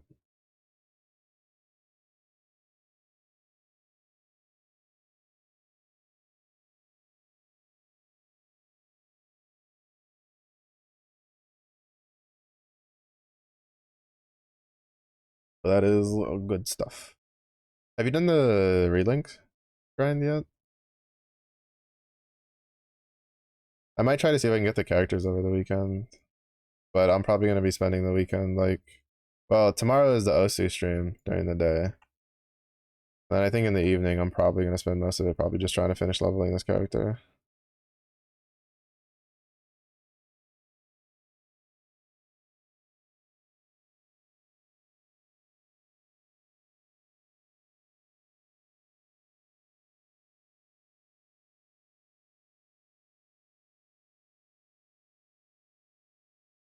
Have to live shit them. See, well, you see, I don't know that about that because like usually when they do like an elemental uncap for a guild wars, they usually do it the same month, right? Like look at this last one, or at least like they do it like right next to when the guild wars is gonna be, right? Like we had like what, a week or something for Lucio. Like that's usually the trope they do. Like so I think May is kind of just up in the air. Like that could be just about anybody.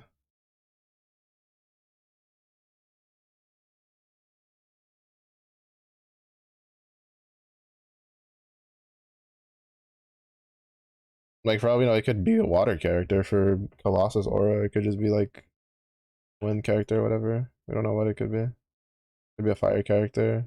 Hmm. I'm pretty sure the June one is gonna be like the June one has to be dark. I mean, they could prove me wrong. It could be like they could do it in May, but at least from what I'm used to is they usually do the uncap for Guild Wars in the same month as Guild Wars. I mean, it'd be nice to have it like a month ahead. I wouldn't mind.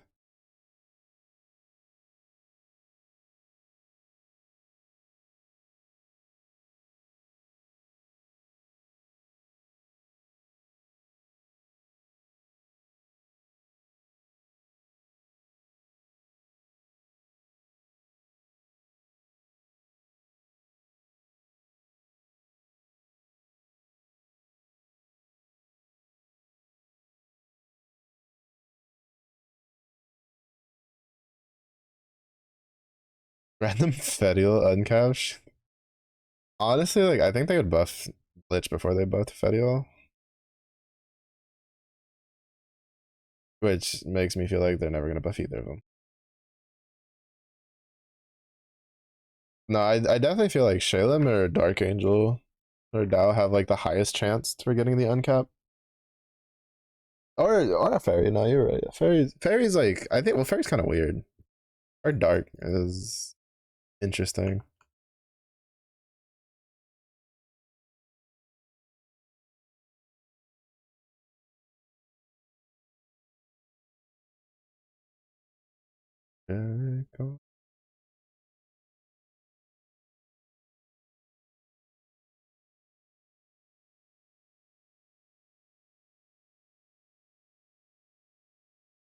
That'd be hilarious though. It's like, oh, by the way, Fedial uncap. I don't know if they'd give her a 20k shield, but I definitely feel like they'd give her like 15k or something. 15k team wide shield, easy clap.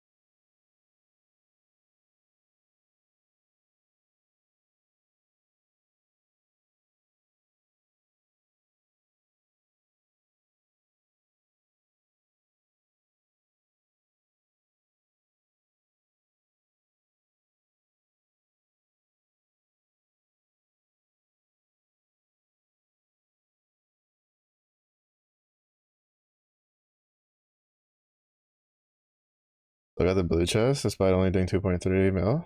Oh, interesting. I would say the hardest part for me for Diaspora is whenever I try to do backup requests, since I don't have a berserker, since I don't have fronting fucking berserker setup, like it takes me way too long to deal damage on Robin Hood. Like they just blitz the shit out of that raid before I can get Robin Hood like lined up because I need Karen.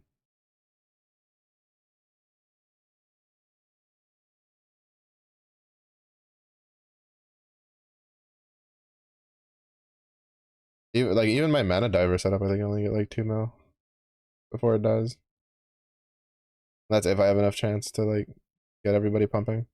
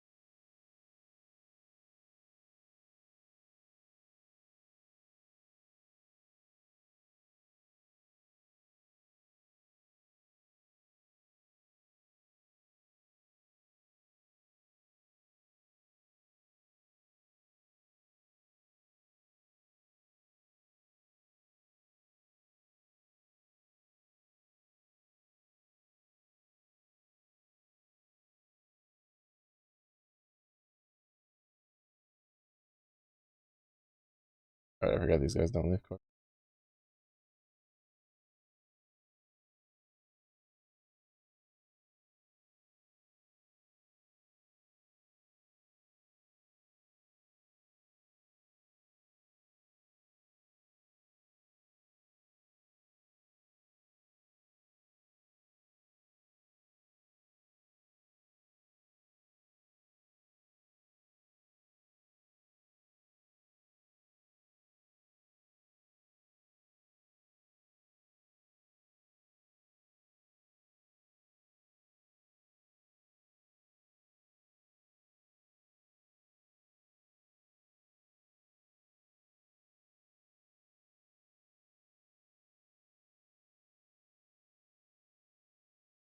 I hit these stupid proximity.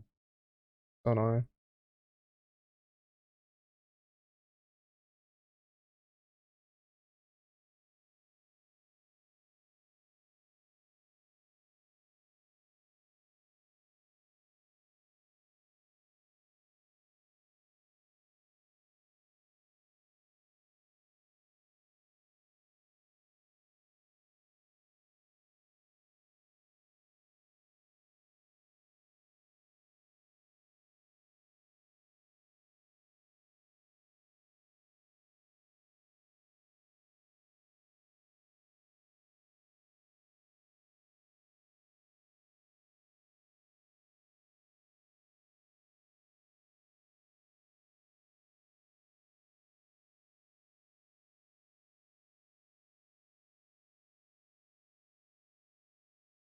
I was ready to run for my life out that door because I saw him wind up that throw.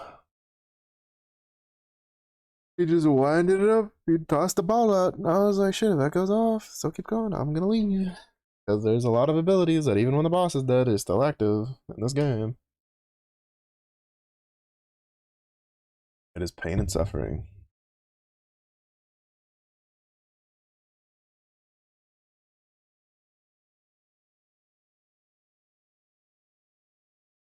Pain, shuffling.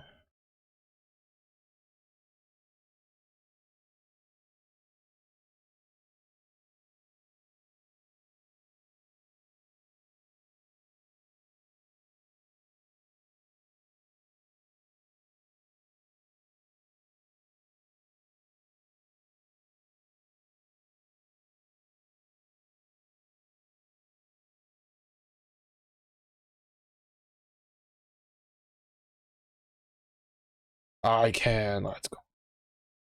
I never actually noticed those like broken walls.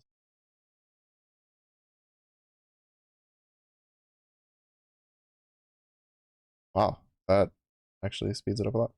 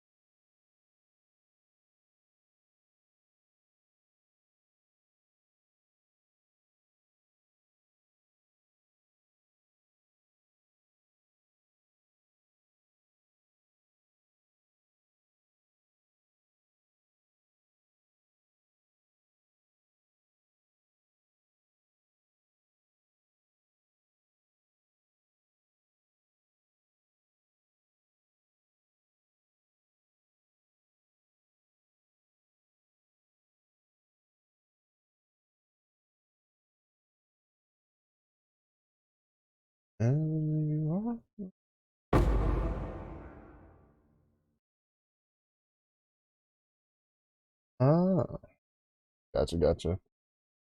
Yeah, Dusk sent me the picture of the of the boss, and I was just like, PTSD levels are rising.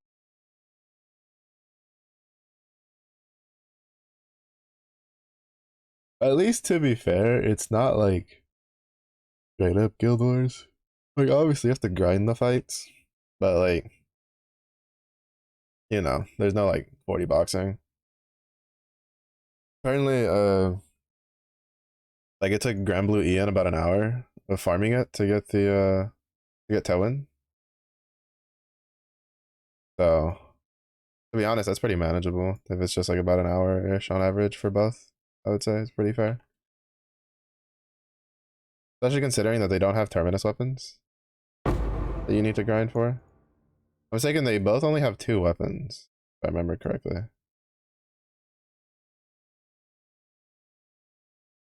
Yeah, I saw that. I'm not gonna drop $5 for that though.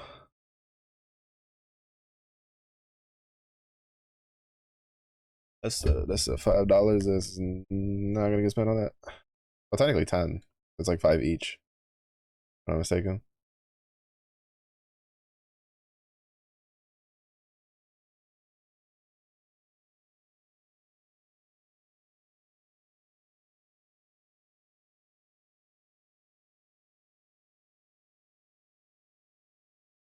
Yeah, my dad owns a Lakers.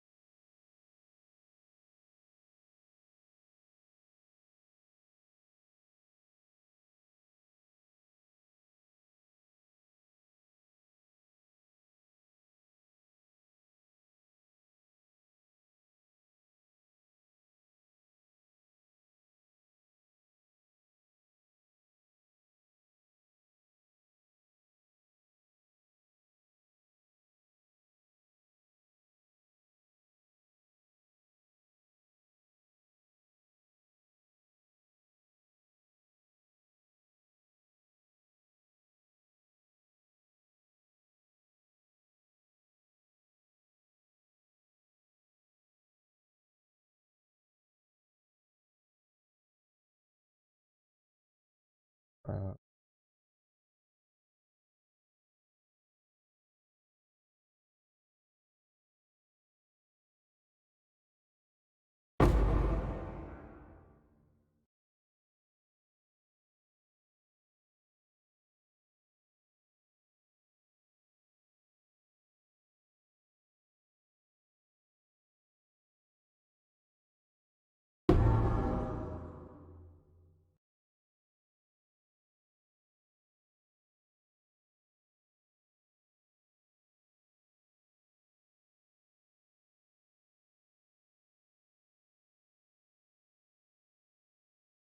yeah, I think I might try maybe Sunday or something to at least get like siete.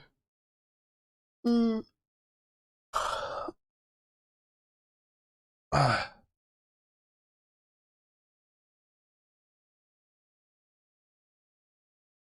And then see if, like how many people are sliming, and then see if I can take advantage of that for get Siete and Vasaraga leveled up. To be honest, Tailwind looks pretty interesting.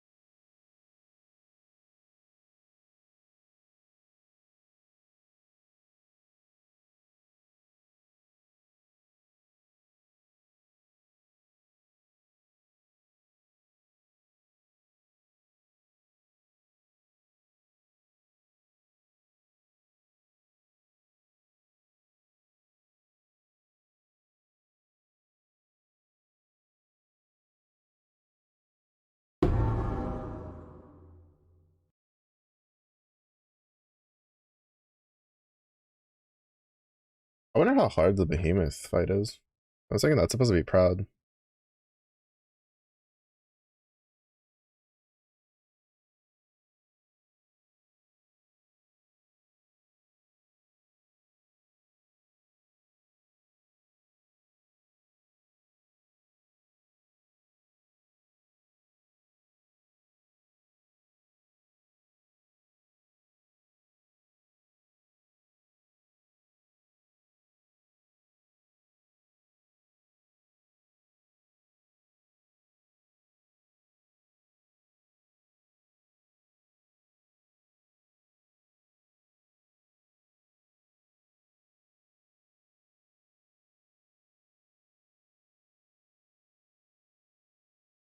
Um,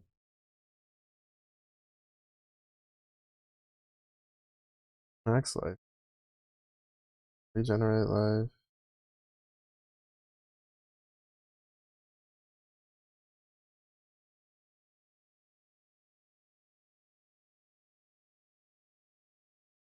To be honest, I need more energy shit.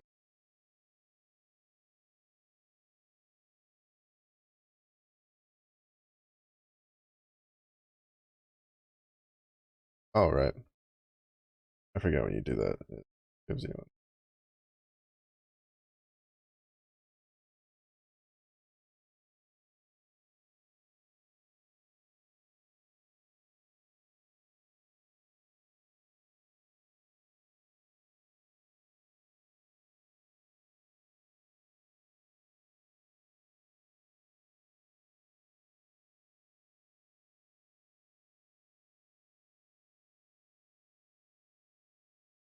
Yeah, I feel like Tobin is probably like, to be honest, like Tobin's kit just seemed better. Like overall, seemed like a more comfier, like a comfier, a comfier character.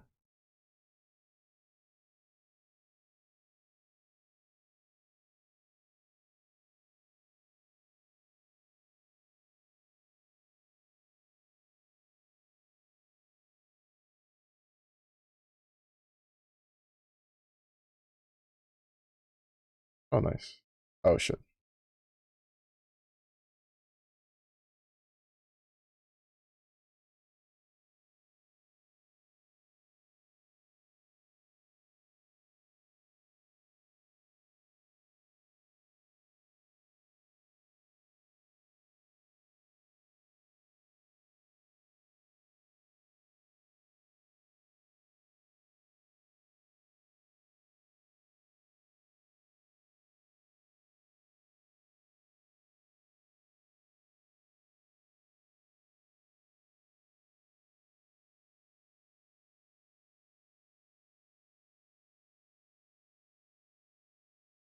It took me a second because I couldn't remember whether it was faster to get there from the reliquary or from the Katava Torments one, but it's definitely faster to get there from the reliquary.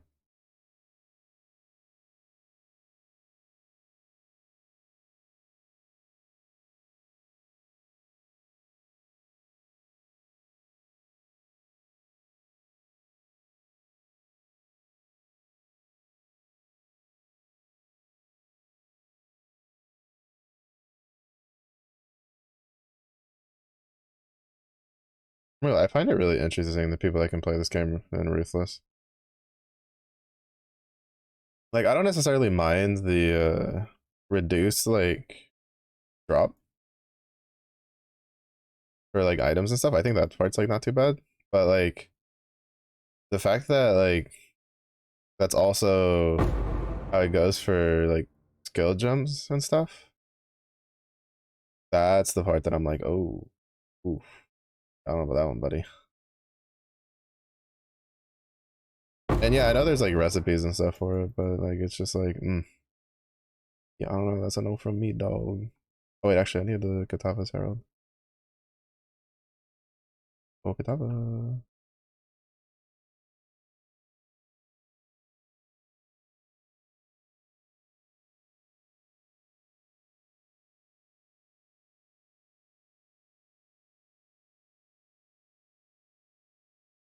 Yeah, we need Katava's Herald. I forget the other ones that I need. I need to watch that part of the video. There's like 4 monsters you want to add to your desecrate pool through Ray Spectre. And it's like Katava's Herald, uh, Colossus from the Sun Temple, the statue. And then there's 2 more that I don't remember. But I don't know why the screaming ones deal so much damage. Those things deal damage to all of my characters, not just like my spellcaster.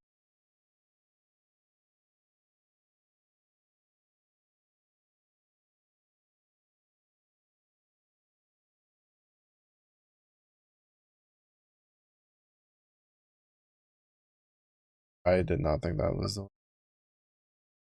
I thought it was gonna be the. I thought he was gonna do the fist, the slam, which I think I still would have like gotten hit there.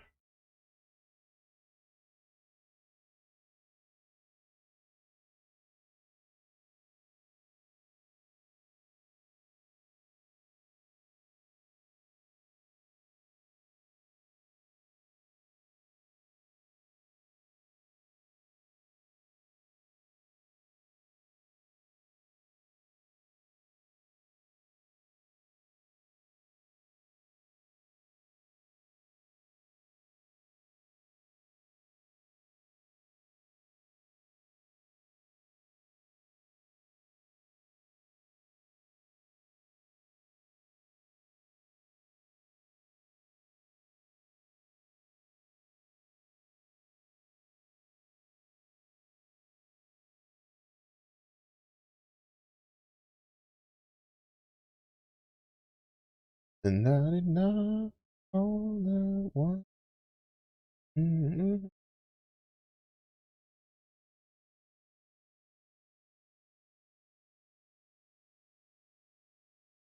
DJ Mo magic, oh dear Lord. Different on TV, on TV. Oscar, outside,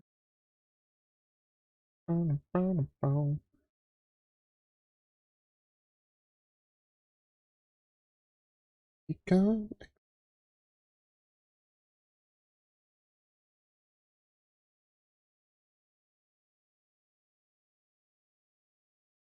Oh shit, that was definitely a frame drop. Holy. Oh, I guess we know where the fucking players are. I just get hella frame drops when I enter like the cities and stuff with people with all their MTXs. I think that's probably one of my biggest gripes with this game is that it doesn't let me turn off or at least like reduce the opacity of like people's MTXs.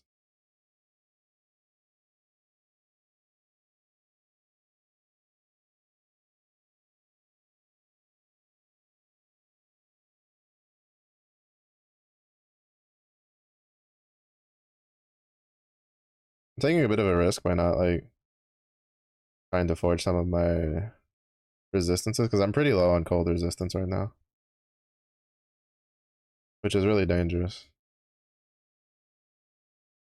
in this zone in particular because the snipers are all cold damage and their cold damage values are pretty fucking high. But since I have Armageddon brand, I'm taking the risks as I don't have to like stand still for very long like I would normally have to do as a melee character.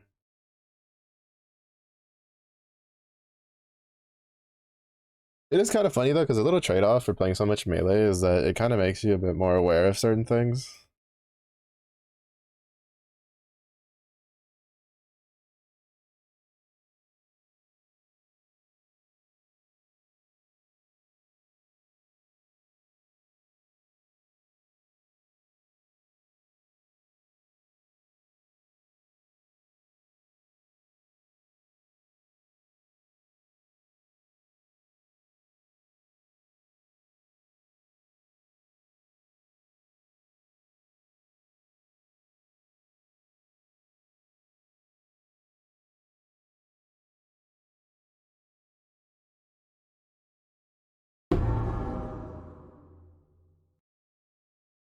Pick it up. Thank you.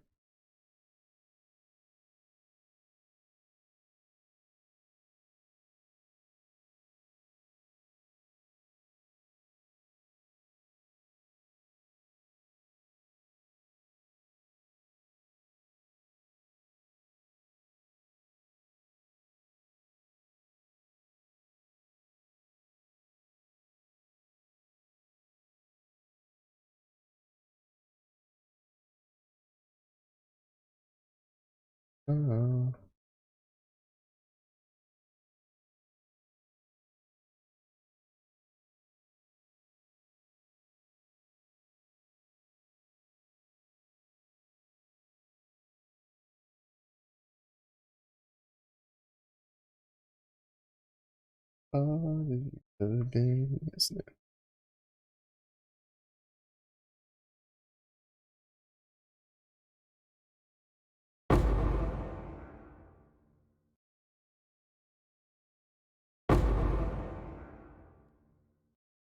yeah, I don't know.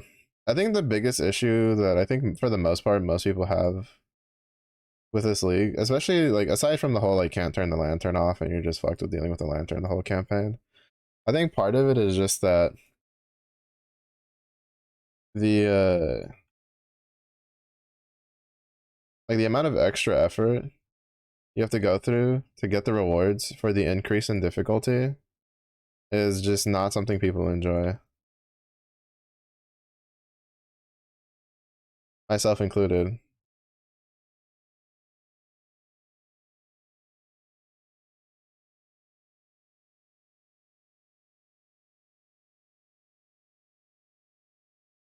Like I dislike this league's mechanics reward basically being pretty delayed for especially for being something that's unskippable.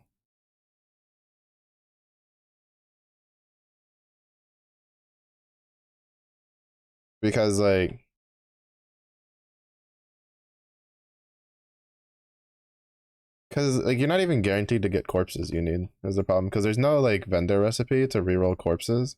Like one thing would be if there was a vendor recipe that you could do at the necropolis guy where it's like, okay, if you trade this much and then maybe like an orb of chance or something, it like re-rolls the corpses into something that potentially has a modifier you want. But there is none of that. So it's just like you go and well that and because like you also have to spec. I don't know what it does. All right. Like to actually like make this worthwhile, also on top of that, you have to like spec into the Necropolis Atlas passives. Where's the other one? Here. I think like these are the two big ones that people spec into. These two. It's been kind of debated whether or not this one actually is good. Because they figured out that a lot of like the really good stuff isn't like meta modded. Like aren't meta mod modifiers. So in regards to the coffin stuff.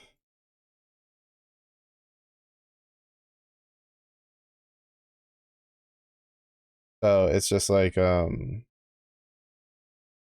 it's just a case of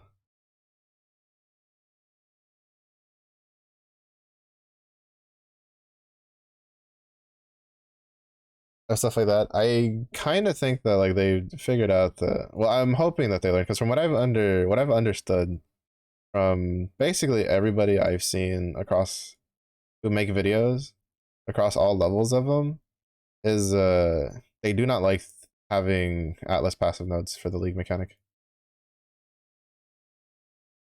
because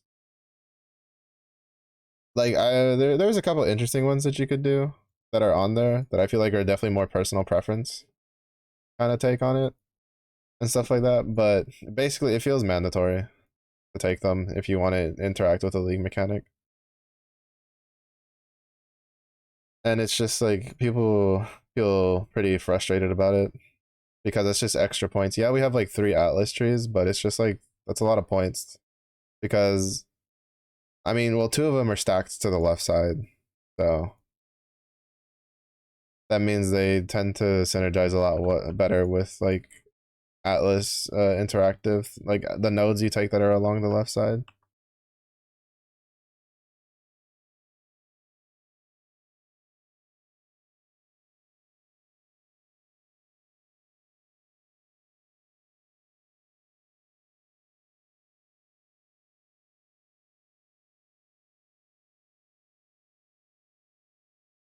and stuff like that.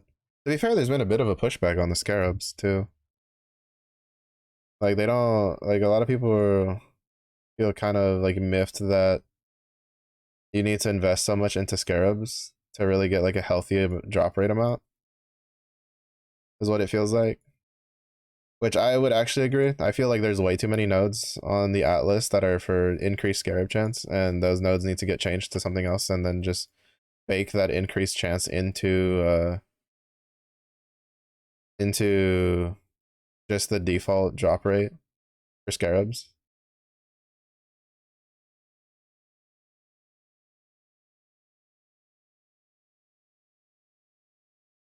Because those take a lot of points away from stuff. I think, like, to be honest, I think if we didn't have like the Necropolis like Atlas stuff, it wouldn't feel so bad to have the Scarab ones. But having both of them together, I think, kind of feels bad to a lot of people.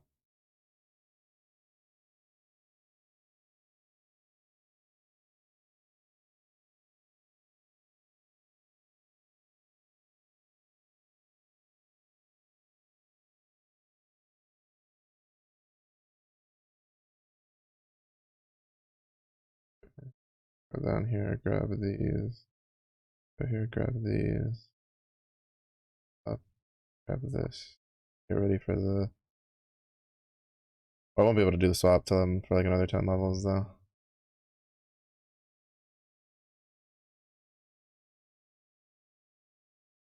I had a little bit of frame drop there actually.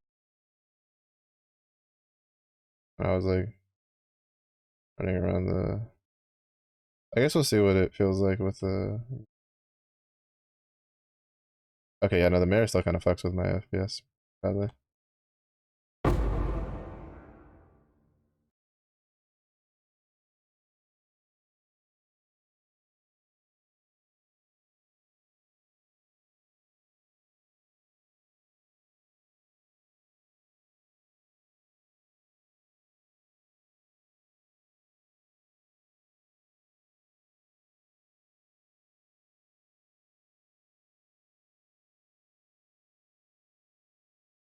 Just the extra fog effect is pretty bad for me, my computer.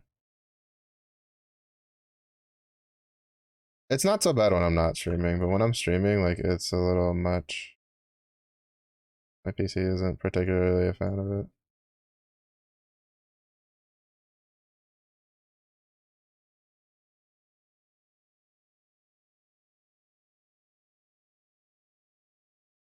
Oh, these are the other guys I need.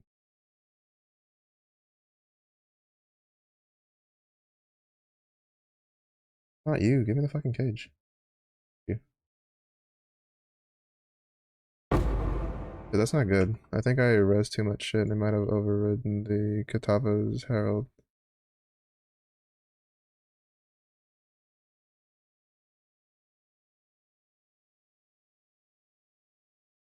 Yeah. I think I raised too much stuff in it. Overrode the Katava's Herald. Because technically, so like my Desecrate pool is supposed to be like, it's supposed to have like Katava's Herald, the Rattling Bone Cage, and then the Colossus, dude. Statue.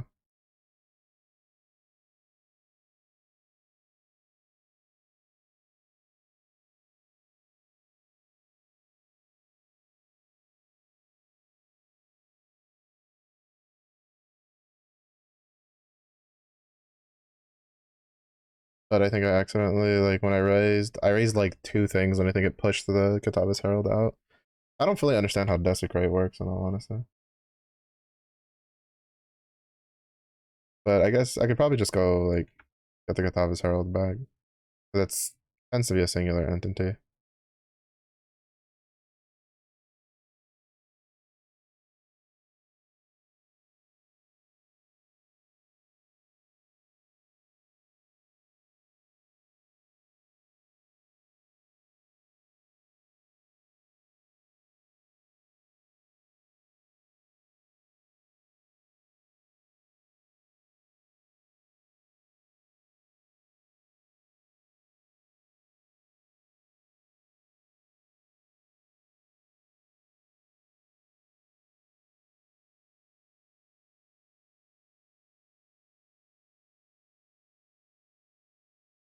Because from what I understand, it's a like.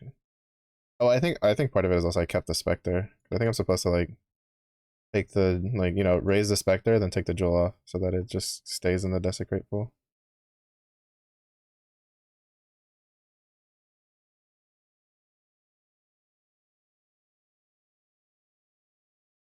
I think when I don't put it down, like when I keep the specter, it kind of like takes it out of the pool. I don't know. There's a lot of stuff I'm learning from this league with like specters and desecrate and shit like that because I've never messed with this ability.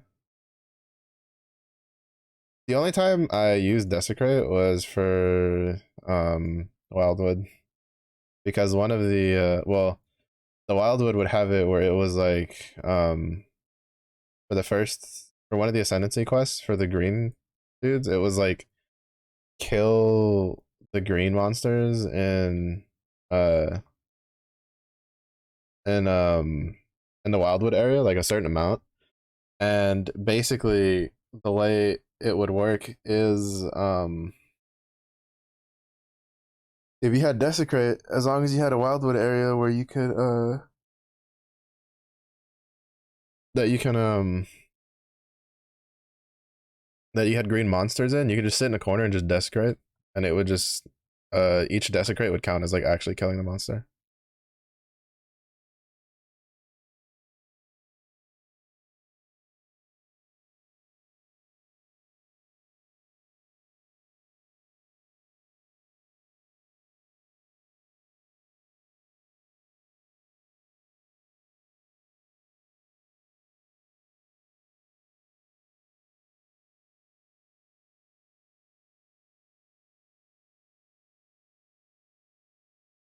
It was kind of interesting.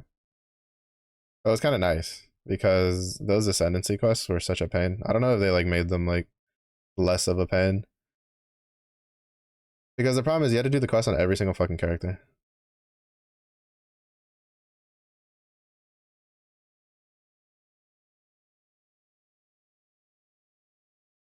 And since it was contingent on the color, right? It wasn't just kill X amount of wildwood monsters. It was kill this amount of vivid, this amount of basically this amount of yellow, this amount of blue, this amount of purple. Like you could get kind of fucked. Actually, the worst one was I'd say the yellow ones because you had to like quote unquote free the wisps, which means you had to have the like a lot of, and it was a lot. It was a pretty high count, and it was like you could get pretty unlucky and get multiple goes of just getting like maybe 10, 50 of them, or even none of them because of like the RNG nature of the Wildwood area.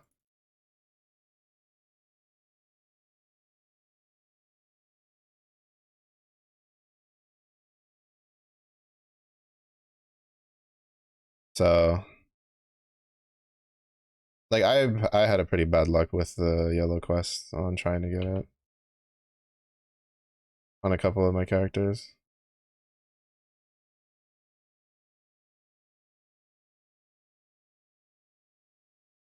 So it was really frustrating. So whenever I had a character that had the green one, I was rejoicing because I knew, oh, I passed by the thing again. I'm not used to when it's like that close because normally the layout has it on the other side.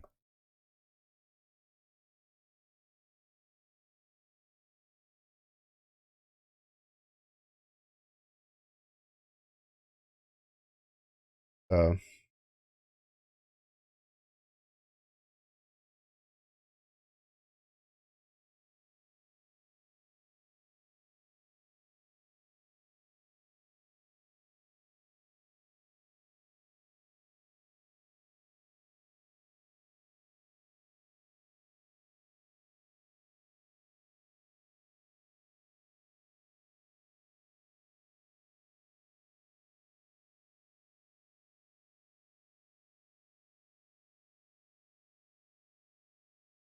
yeah.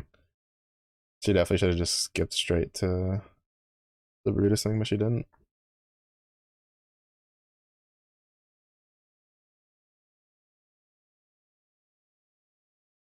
You fucking.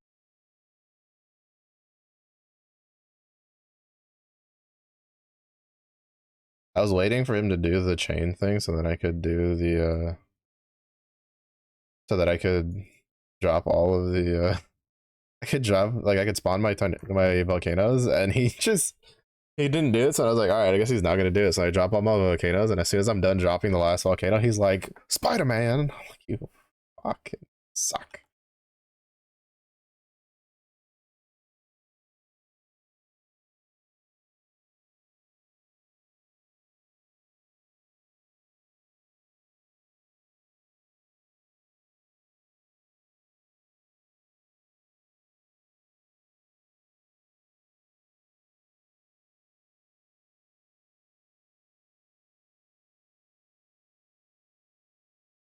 So we gotta kill the goat, and we gotta kill the puppet mistress. Then we can go back to town, and when we go back to town, that'll be three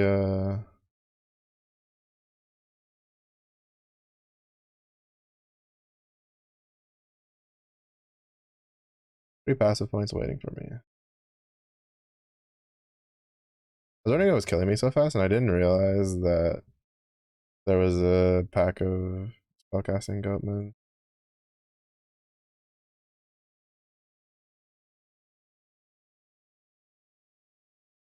Fuck, it was over here.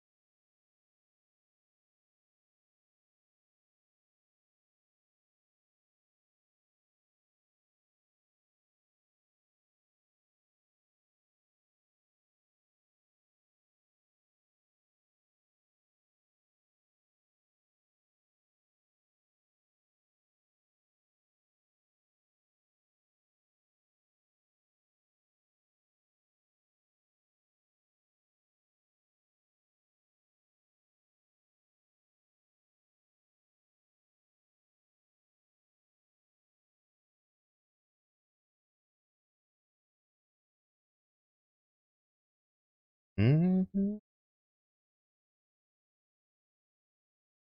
And I wish I had the mental discipline to be actually able to do everything that I kind of been wanting to do.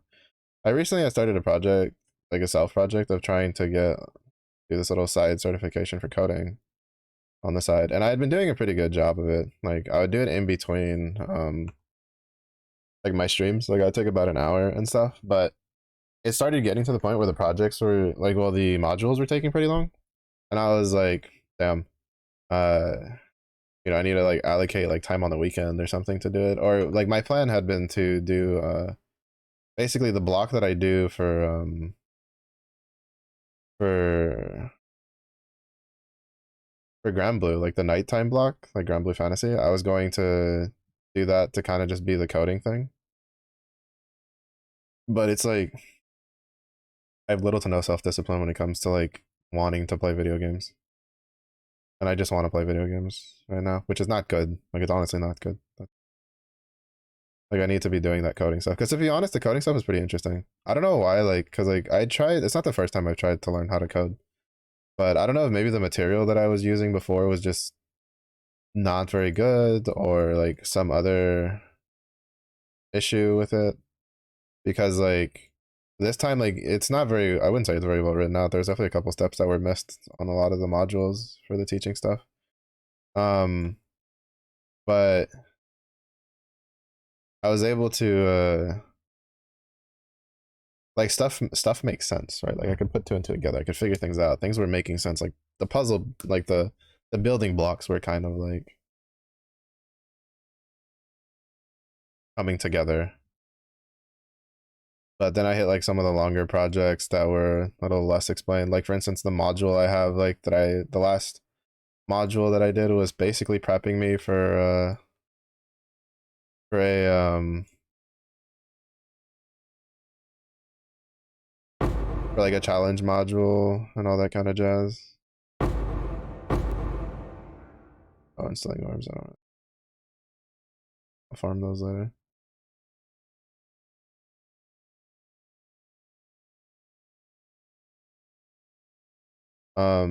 Stuff like that. Fuck. I got baited by the Nico sulfite. But I haven't touched it in like a month almost.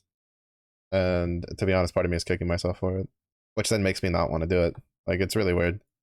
It's really weird, like mental gymnastic things that my head gets stuck in. Because I have this issue in my brain that as like a personality that when even if it's something that's good for me, if someone's up my butt about doing something, I won't want to do it. Like it just gets on my nerves. Which probably comes in partially to being someone who likes to have like control in what I do to a certain degree. So when I feel like someone's telling me to do something and I do it, I feel like I didn't have any control in that manner and like the decision making process to do it. And so now the weird caveat to that is that it also includes myself.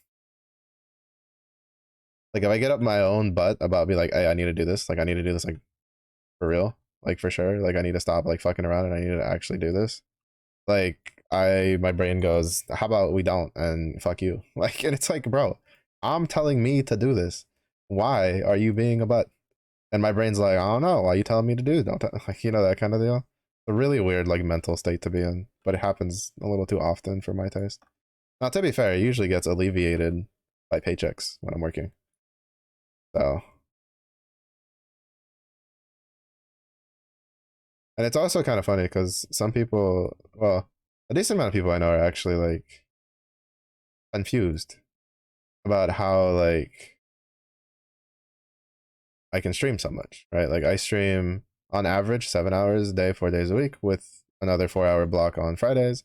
And then sometimes I stream on the weekend if I do like challenges and stuff. Like for instance, I don't normally stream on the weekend, but tomorrow during the day is going to be an OSU stream because challenge. Um, a community challenge that people put points into. And I just didn't really feel like taking a spot away from like the week to do it. So I just chose to do it on the weekend instead.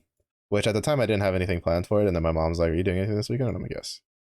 Which usually the answer would be no, but as is life, usually when you plan something around times that you normally don't have anything, is around the time when stuff starts popping up that wants you to be done. But luckily, whatever the things they wanted to get done could be delayed a little bit, so it wasn't like an ASAP needs to get done like yesterday kind of thing.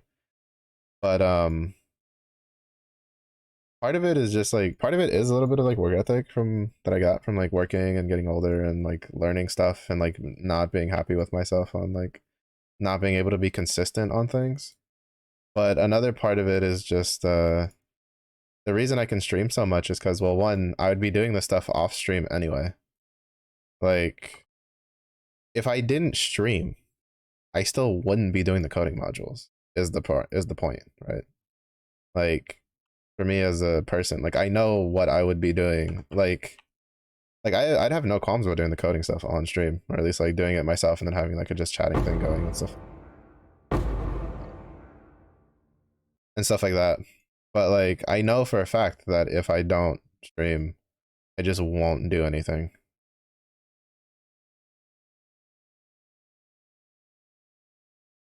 1, 2, 4, 5, 6, 8.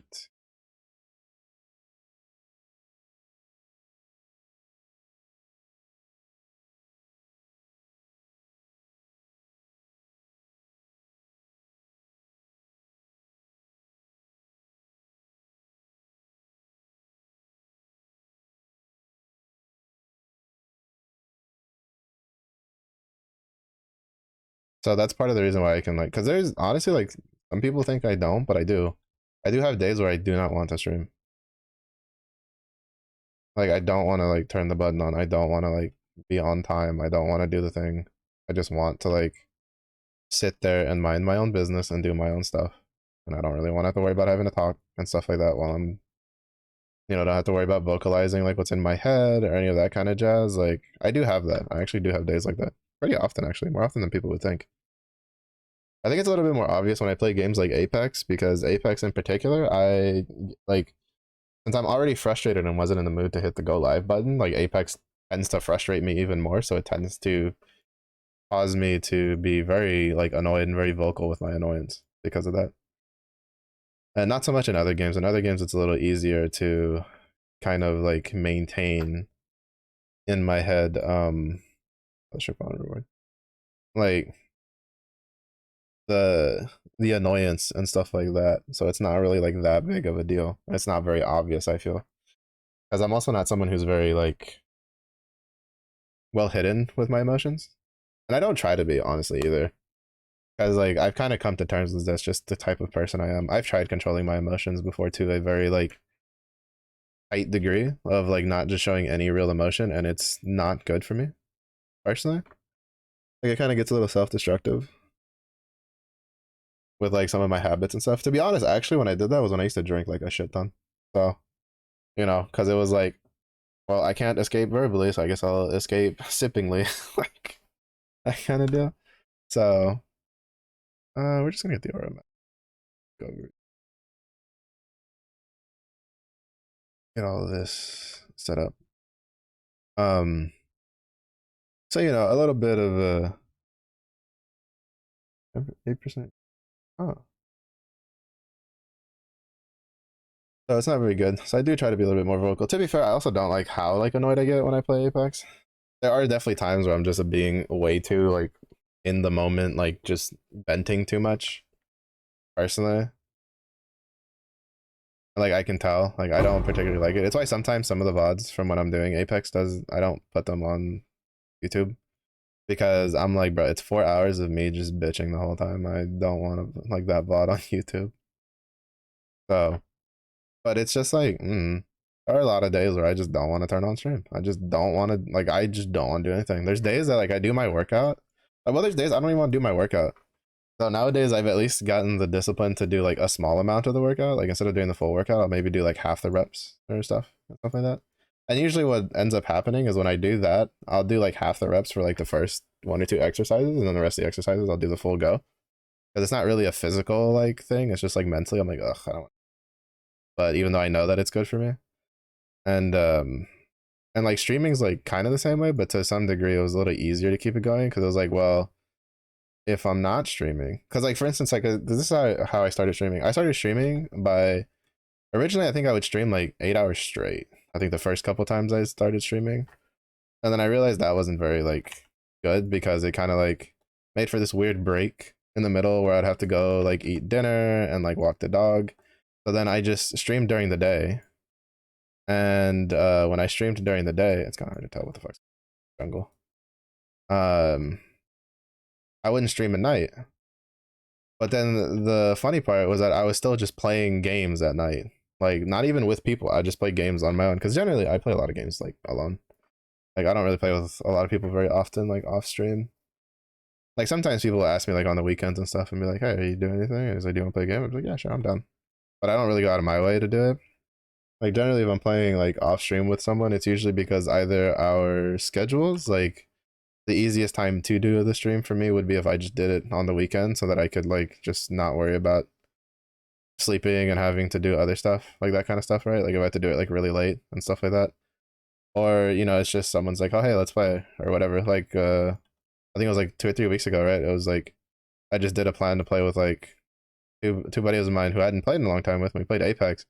And it was the only like time we all had was Friday evening, and I don't stream Friday evenings anymore because I realized I kind of like taking it like Friday evenings, like statistically, like this is kind of stuff that some people don't talk about, but I don't really care. Statistically, like Friday nights were kind of like one of my lowest like viewerships for the longest time, for like well over like a year and a half. Like I would not get very many viewerships, and I was feeling like I wanted to take like one of the sessions off, right? And so I was like, oh well, statistically, it's kind of like my worst like time slot, which is normal because it's Friday night. And it's a lot of people who don't stream during the week stream Friday night, so like viewership gets stretched pretty thin. So I was like, I guess I'll just take Friday night off, and then I'll just have that as like a me time where I can just like play my games, play like do stuff with people if I feel like it, go into other streams that I don't normally get to do because our streaming times overlap, stuff like that. And so like that's been really good actually. That's kind of helped kind of simmer things out. But the the caveat with it is that like I found out when I was only streaming once a day during the day that I was still playing just games. I was just playing games at night. And I went like, well shit, if I'm not gonna do anything productive that, you know, I can't do on stream at night, then I might as well just stream at night, which is where the 2 streams a day schedules came from. Which was really good to be honest. Like I can stream like 8 or 9 hours a day as long as I have that like 3 hour block in between to kind of just like unwind, just listen to music, listen to videos, just kind of like not be active in my brain, give my throat a bit of a break from all the talking, like stuff like that. Like I found that break was really, really invaluable, to be honest. It's just that I do know there's some people that they like I suggested it because there's some people I know where they stream like 8 hours straight and they go, man, I don't know how you do it like every day without getting like tired. And I was like, oh, because I take a break. I'm like, that break is huge. Like honestly, if you're gonna do anything for a long period of time, like working in breaks like effectively helps with a lot. There's actual empirical data like to back this up. Like proper management of break times and stuff like that with working and all that kind of jazz is really important. And it's even more important when it's like you are in control of your own schedule, because as humans when we get in a rhythm, we don't tend to want to break the rhythm, even though breaking the rhythm would be what's healthier for you physically, mentally, whatever, like all in all. So I need to get determination. Oh shit. That way.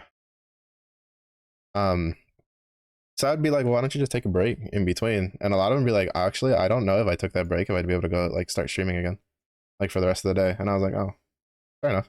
Because like everybody works differently. There's no like right or wrong answer. Like you kind of have to figure it out yourself. Like how there's some people I know where they feel that if they're going to stream, they have to play a game because that's how they started streaming, was playing a game. And I'm like, well, you don't have to. You can just, you know, do art, read shit on Reddit, do like, you know, like do like a news thing. Like maybe if you like talking about like stuff that happened in the week or something like that, like just you gotta find what you're comfortable with. If you're gonna do something like streaming, it's just like there's no real right or wrong way to get it done. You know, people have been successful in every single avenue of streaming, doing multiple different things.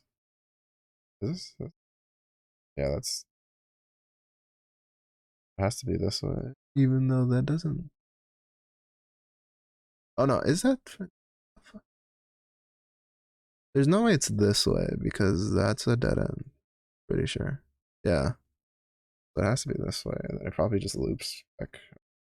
I don't fucking know.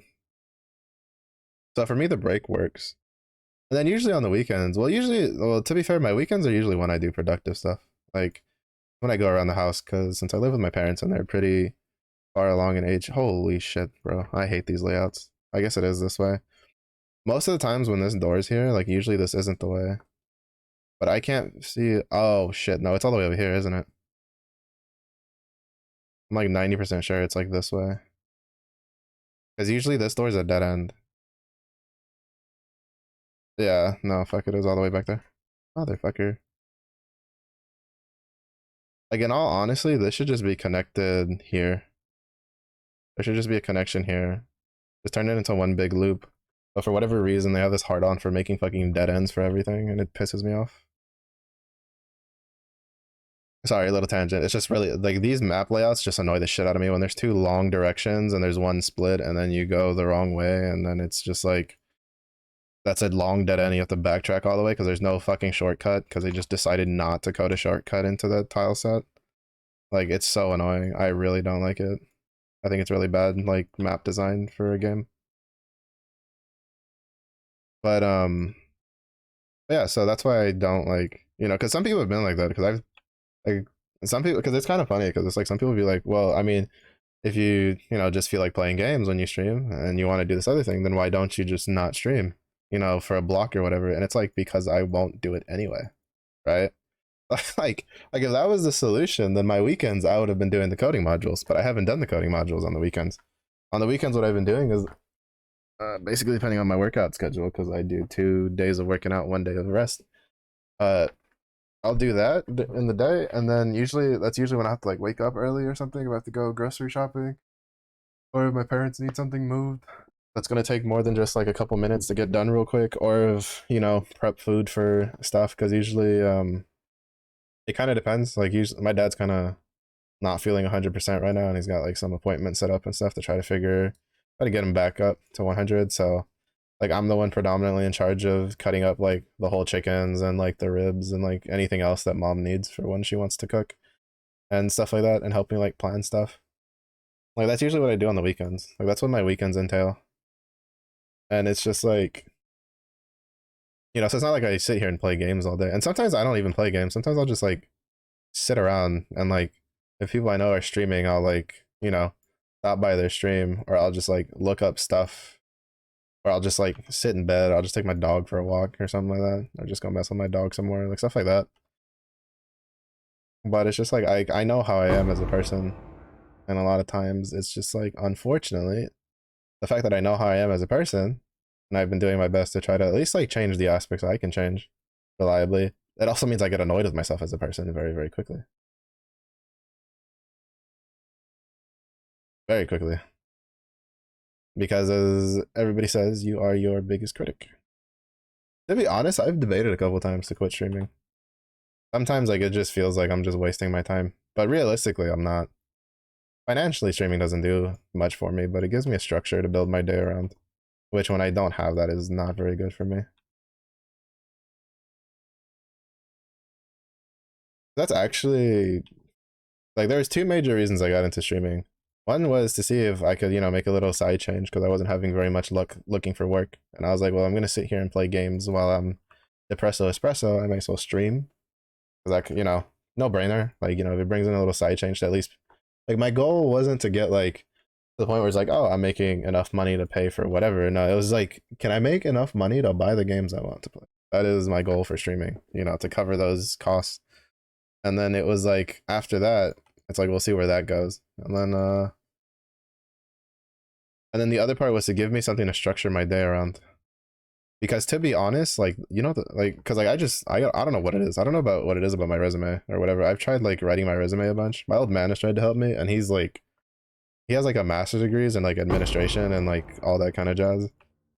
And like his job in the military is basically partially helping people set up their resumes for when they were leaving or like re-enlisting, like because that's what he did a lot of stuff like that. And he's just like, all right, this is all we got, and this is where we go.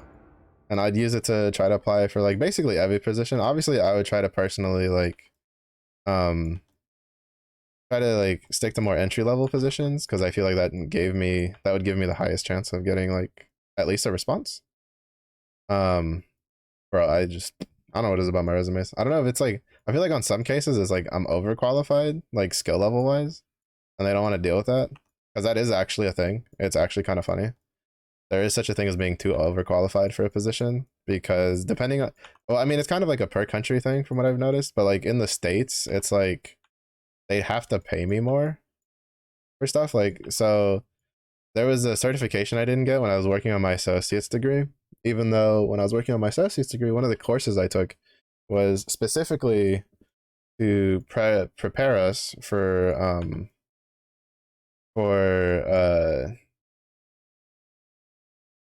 for taking a certification course that is standard in the industry for computers. And there was at least like 4 jobs that I had looked at that specifically stated that, they were looking for people who didn't have the certification to hire and that they would pay for for you to take the test. So I didn't take the test. And then I tried to apply for those positions and 2 of them at least like emailed me back. So, that was a W. But it's like, hunting for work is like tiring. And to be fair, part of it is I guess because like I'm a little too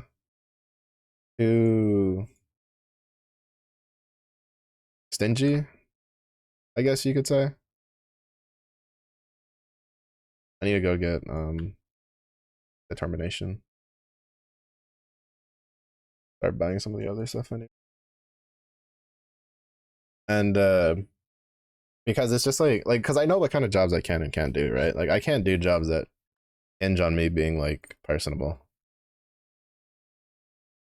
Like a lot of people may like it may appear like some people have this facade of me where they think that I'm like really personable and like good mood all the time. I'm not. I really don't like dealing with people that don't know anything, and then I have to teach them step by step. And when I do teach them step by step, they still don't know what's going on. Like I can do that with people I know because my brain is like, well, you know, I know them, so I'll make an exception. But for like strangers, bro, I have tried to help like strangers, and I when they hit me with when I just finished explaining, and then they ask me like the most basic question that I'd already answered, I give them like the nastiest look, like just on reflex, because I'm like, I can't believe you.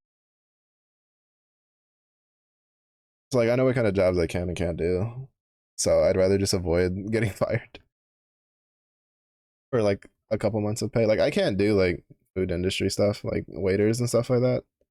Even though I did apply for like dishwashing and stuff like that, never get hired though for some weird reason. I think it's mostly just because a lot of times when I do it, it's when like a bunch of high school kids are graduating and stuff, so they know they can get them for cheap. But it's just like I can't do waiter stuff. I swear to God, someone gives me fucking like a dumb attitude because the chef fucked something up, and they're probably gonna get a dumb question like answer back, and then I'm gonna get fired. But that's just how it is, at least in the states. But I had a cruelty support now. I didn't have to buy one.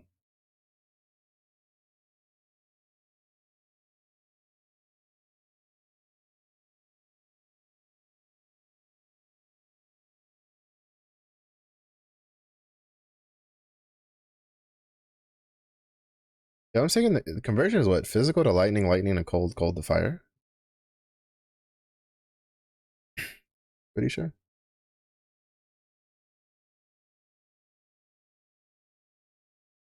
But yeah, it's just that's why I keep streaming.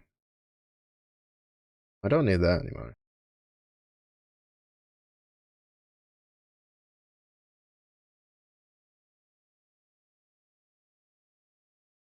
Dance.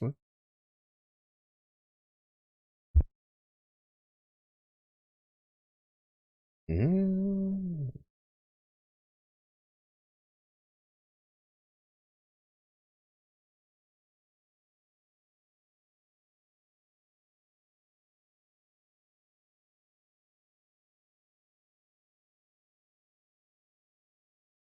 Gravity to down. I could have worn this forever ago. That's actually really good. Gives me a lot of move speed.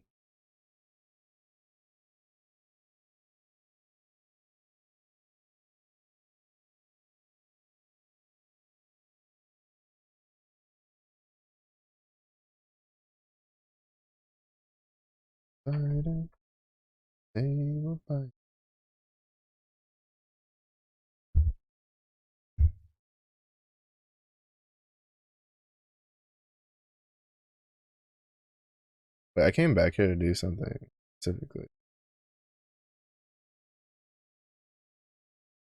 Fuck did I come back here to do?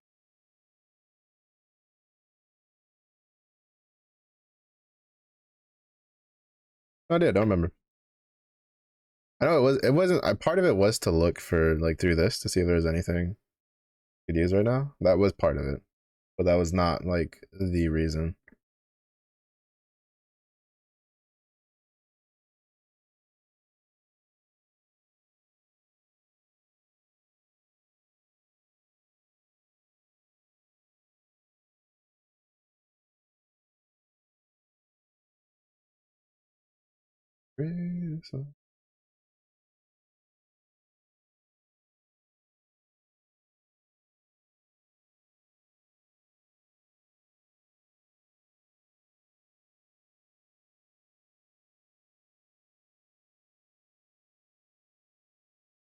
Oh, determination. Right.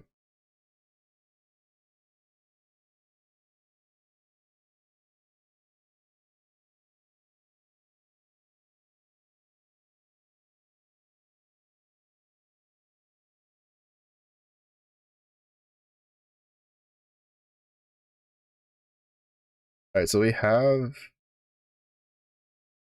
six. What? 3 levels before we can put that on.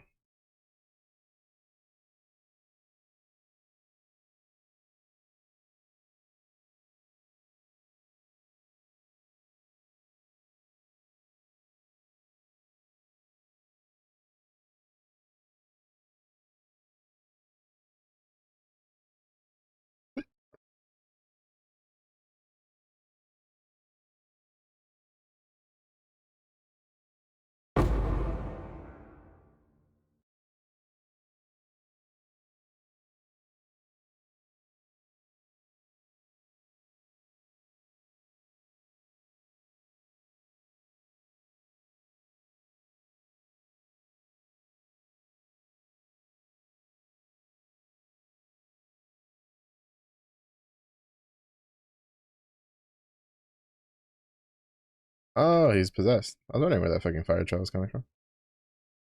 I was like, I don't remember that big thingy.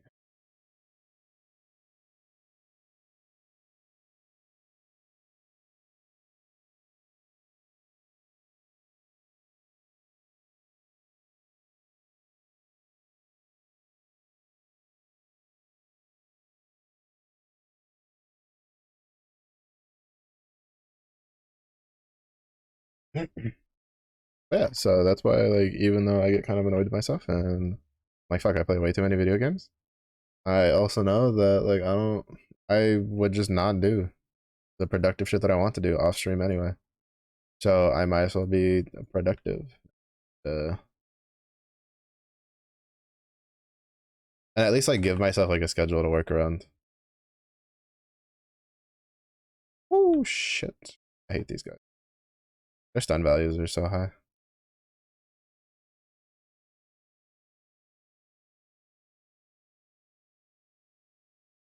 Like the sea golems, dude. They stun you so much. Sea beat crazy.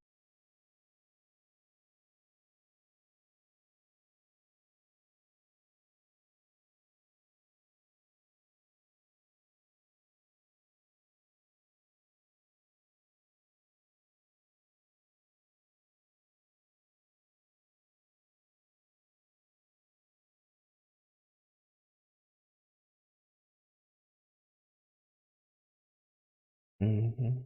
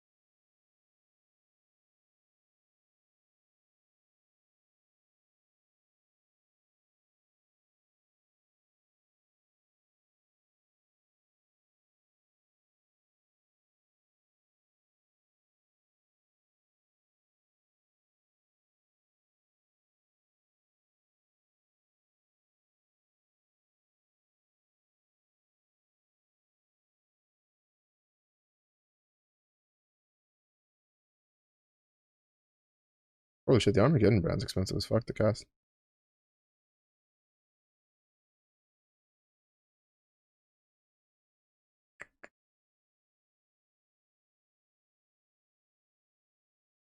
Oh wait, right. Give me Brain King, come to me.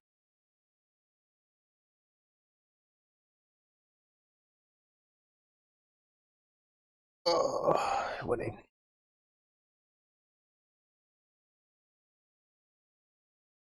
I always forget.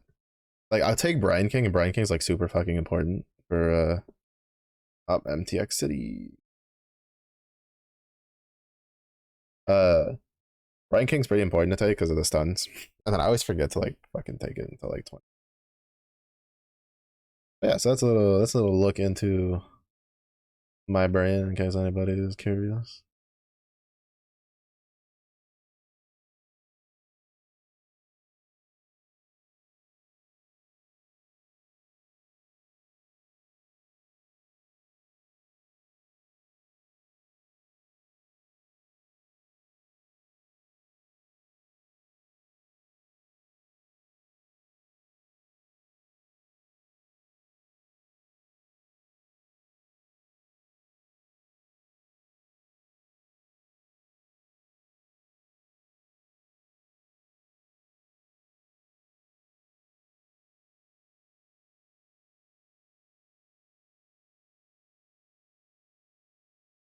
Like crystal isn't. Oh, no, I still called it. I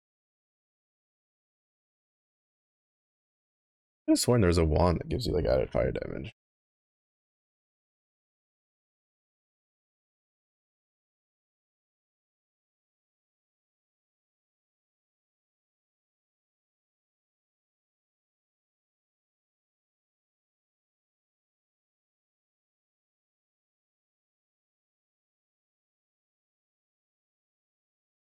That's the issue I have with Armageddon brand versus Storm brand. Cause like it summons a meteor that it drops, so you get it on like a really quick mob and you're trying to like just walk through like that, which is technically efficient for XP. Uh, it'll like whiff the meteor.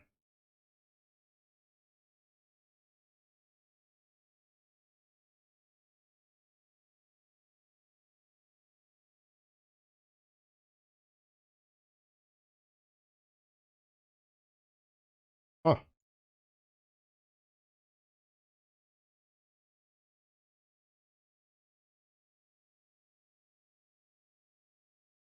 didn't recognize it, so I was like, let me kill it. I usually like to at least kill the uniques in the campaigns once if I don't recognize them. Oh, he distracted me.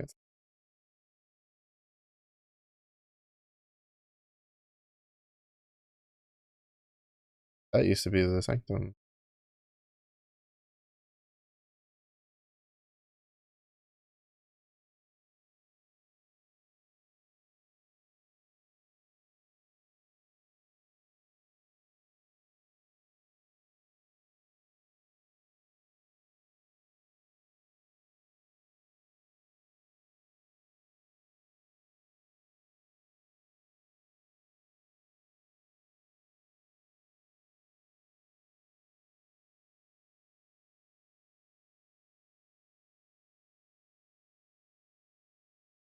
Excited. I'm like, yeah, 3 levels out.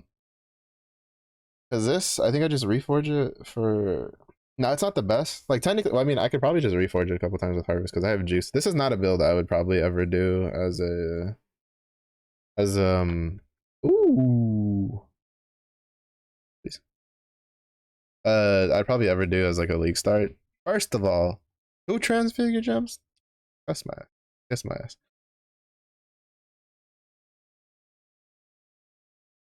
Like having a farm for two, not just one, but two transfigure gems. Get out. To be fair, I did it, and to be honest, it really didn't take me that long. But I wasn't also wasn't league starting with it. I was doing it on a build that even with my dumbass could run Merc Lab in like 10 minutes, like 9 to 10 minutes, without having to like worry about any of like the mechanics or anything. Just could ignore it all.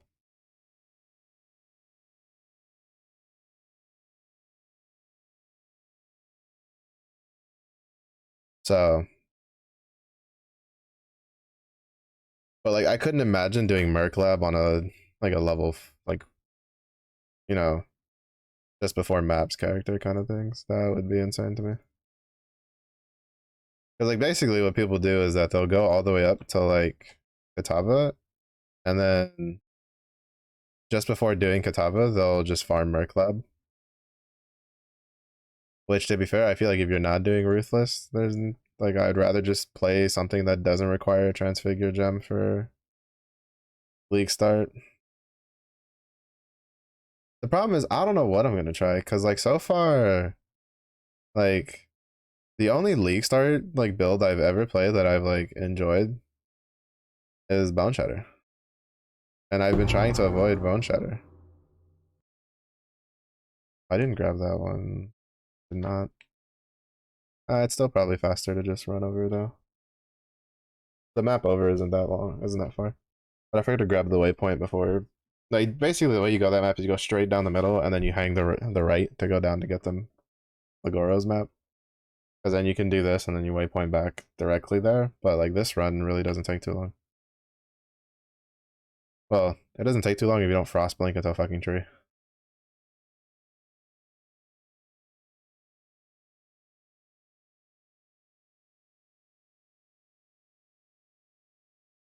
See? and we're back. Boom, done. And now we just go to the other side, and we go to the map. But like I've been like I don't know, I've been wanting like a break from melee stuff.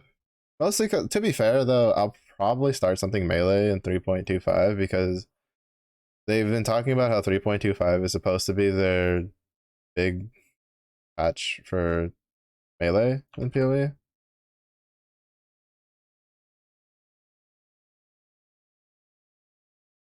I'm also kind of interested because I need to see the beta. I'm thinking the beta for PoE 2 is supposed to start in June.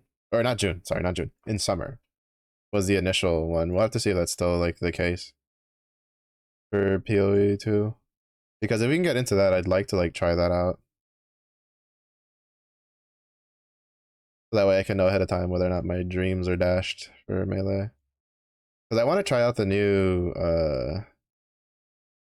masteries, the new ascendancies and stuff. And like the new archetypes. Like the druid and then like the warrior and all that kind of jazz. And like the new weapons, right, with the javelins and all that kind of stuff. Pretty interested in it. The transformation skills are pretty cool.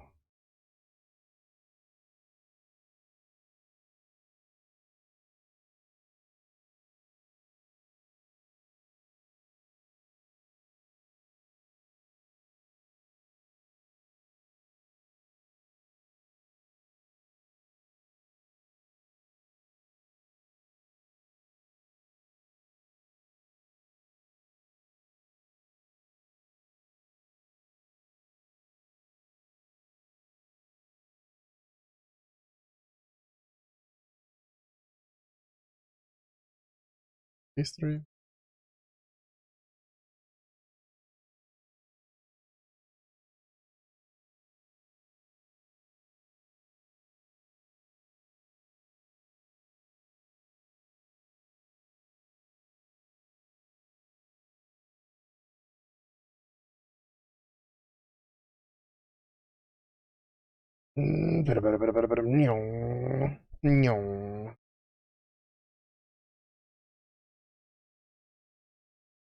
But yeah, so we'll see tentatively what they do in 3.25 and see how it like affects. Holy shit. Like blinked and like almost died.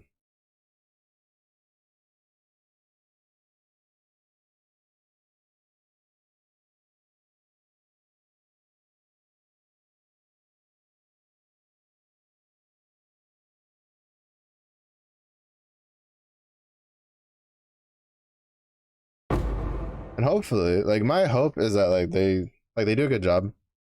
I never want a game company to do poorly at something. That's always a bad take to have. Like like for instance like Blizzard, I saw so many people hoping Blizzard would like just fail at, you know, WoW expansions. You should never ever ever hope for like a game company to do poorly because the less good game companies we have in the industry, the worse it is for us as a consumer. So, I mean, in general, you really shouldn't hope for like something to do bad, like a company in general, because the less there is in that like sphere, the worse it is for everybody. And some people would be like, oh, but you know, if we have less bad things, then we can like, you know, and leave only the good things, then it'll be better. And it's like, but then you get rid of competition, which then makes the people who are doing good things become complacent, which is the norm that generally happens. And then it leads to just having a whole thing of just shit.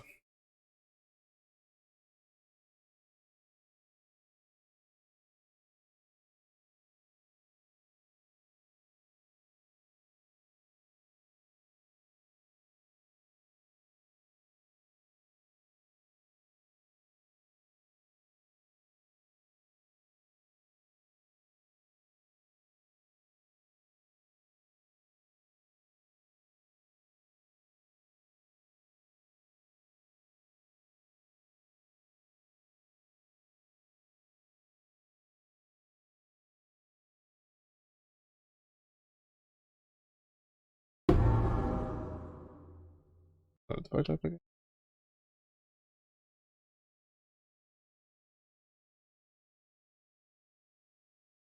Yeah. So like, you know, kind of like regardless of how you feel, I would say, company, we still didn't grab the fucking thing. Holy shit, I'm trolling. We'll just run out.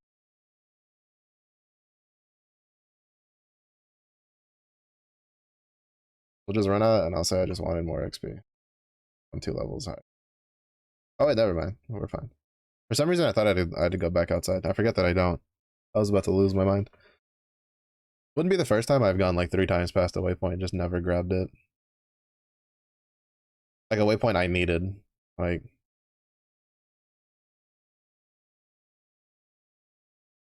but yeah, like I always hope for things like a company to do well or like rectify its problems and like fix itself. Now, obviously, there's certain like exceptions, as there are.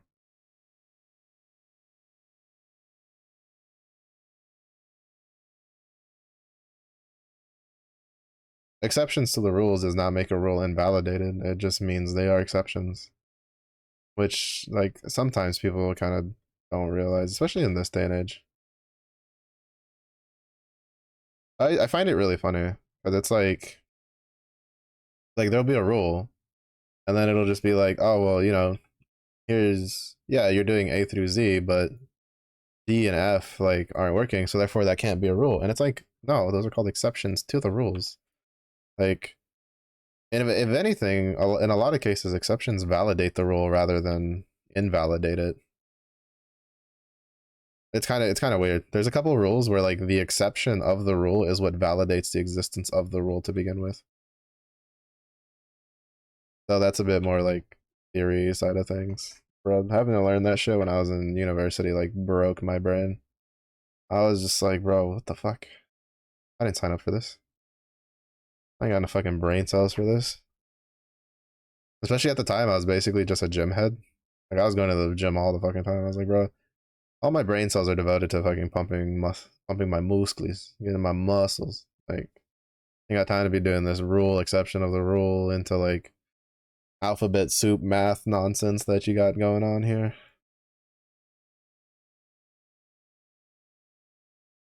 Honestly, biggest thing I hate about calculus, too many letters in my numbers. Yes, I know it's formulas, but still, I digress.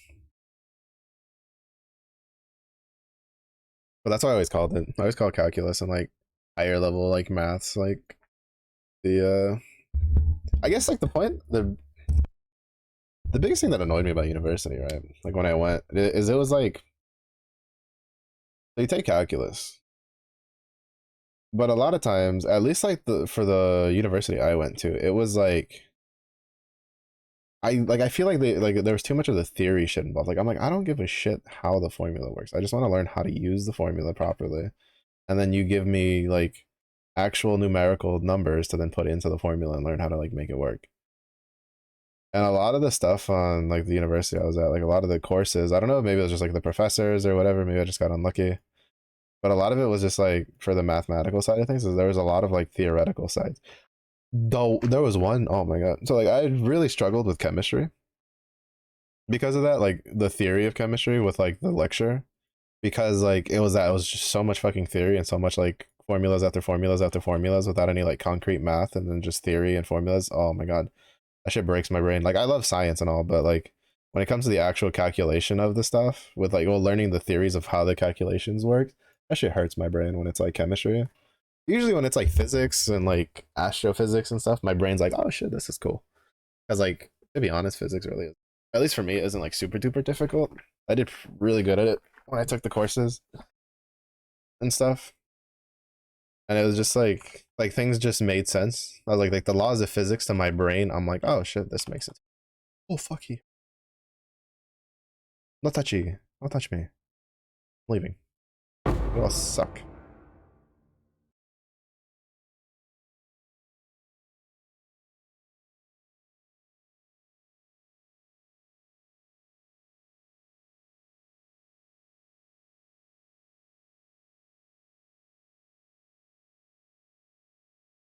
But yeah, so like but it was really weird though because I passed the lab that I had to take, so the practical side of things for chemistry with a B, and I just couldn't pass the lecture to save my fucking life. And to be fair, like part of it was the professors a little bit. I don't usually like blaming my professors because a lot of times like I'm kind of more of the opinion that like there's ways around it. But like my professor, unfortunately, for my first go at chemistry was a dude from Germany who honestly fantastic professor. Fucker knew like everything uh you needed to know about chemistry and could like tell you shit like easy, super easy. The problem is his accent made it particularly difficult to understand him when you're in a lecture hall that's designed for like 300 people, and he would teach at the speed of sound, not the speed of light. That was a calculus teacher, but the speed of sound. Like he would go very quickly through the lecture, and it was really really hard to like kind of figure it out. I mean, granted, the stuff that I could like decipher and take notes on and put two and two together, very good. I understood the shit that he was like teaching. The second go was unfortunately one of the cases that happens when it's like, oh, there's not enough like regular chemistry professors, so then they take a professor of like a higher level of chemistry and they have him teach like a basic chemistry. And the guy I had was an organic chemistry professor, and half of the lectures just devolved into, so this is this, but in OChem this is what this is and this is how this works. And I'm like, why are you teaching me about organic fucking chemistry? I don't give a shit. I'm here to learn about fucking I there's no way I passed the fucking entrance to the thing. Am I that skillful that I hug the left side and I still, there's the meteor one on here? Mother, that meteor one sucks. Is it over there? No, it can't be over there. It is over there. Oh no, it's right here. I have never seen the entrance to this be like here. I've always seen it on the left. I've never seen it on the right. That's why I was hugging the left the whole time. I feel debated.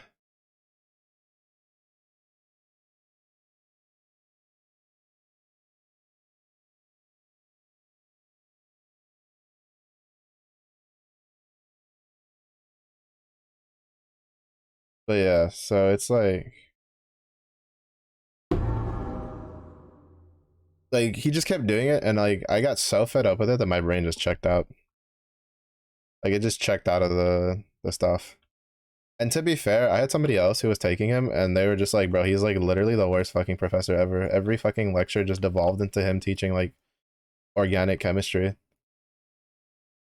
And like this was a guy who was pretty fucking smart and he's just like this is a dude who he had taken like AP chemistry in high school, and he's like I could like he basically like dropped out of the lecture because he's like he's like it's too much of an information overload, too much shit that doesn't matter.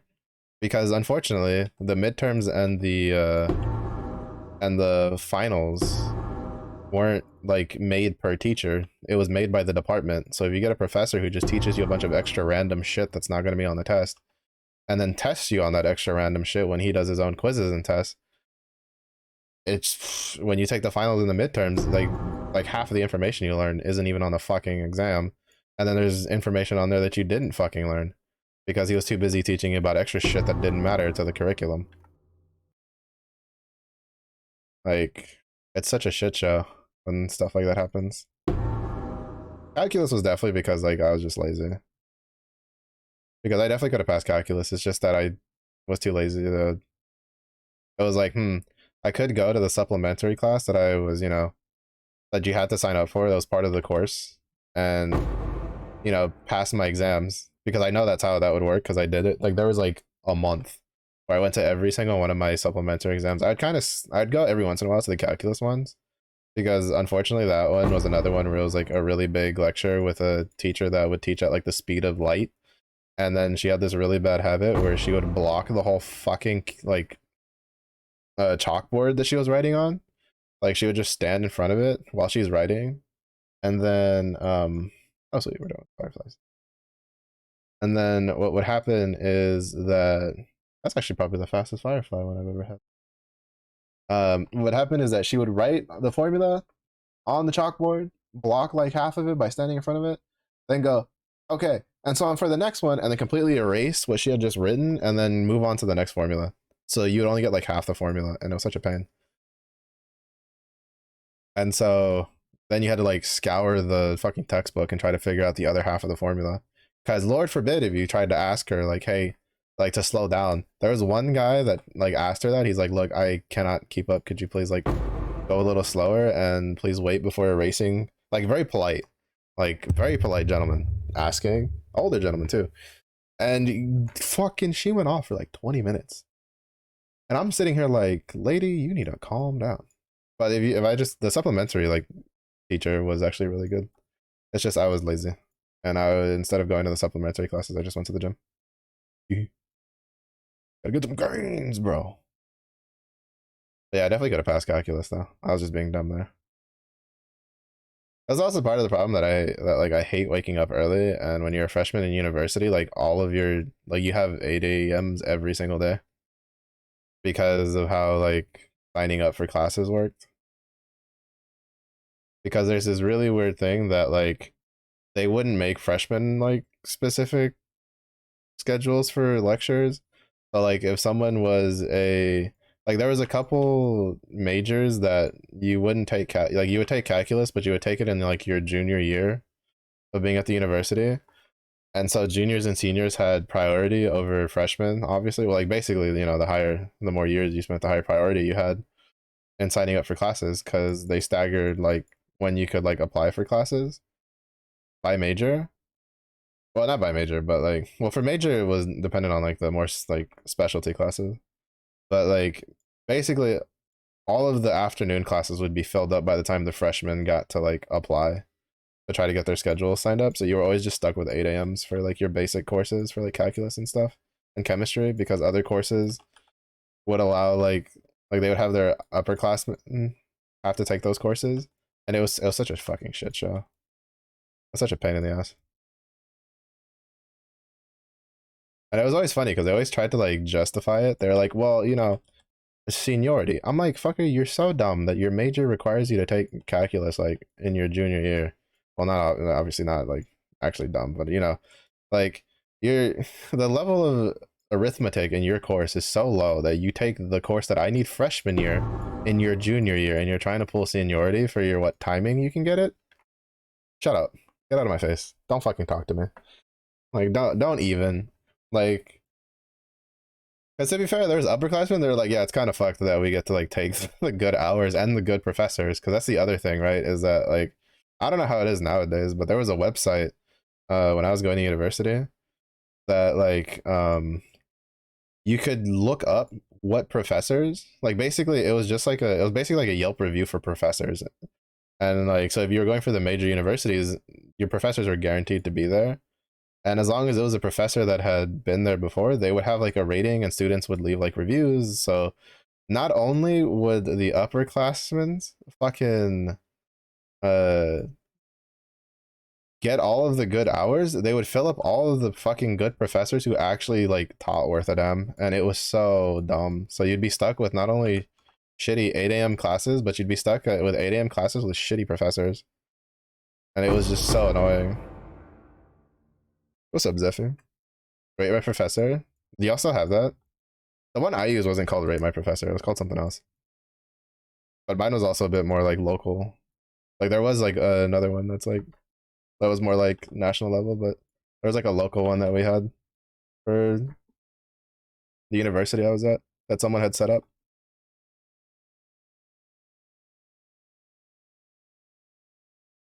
I see your pain and I raise you volcanoes.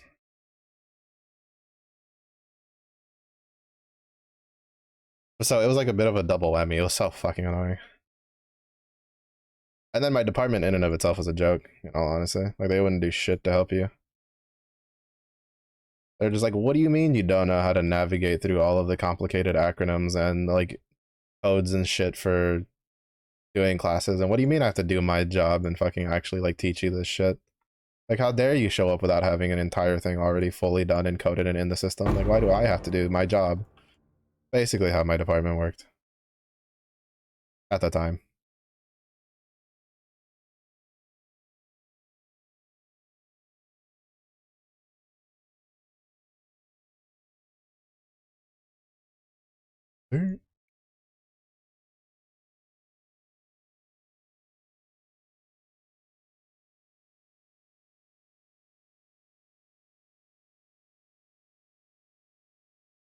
Is flame ignite resistant?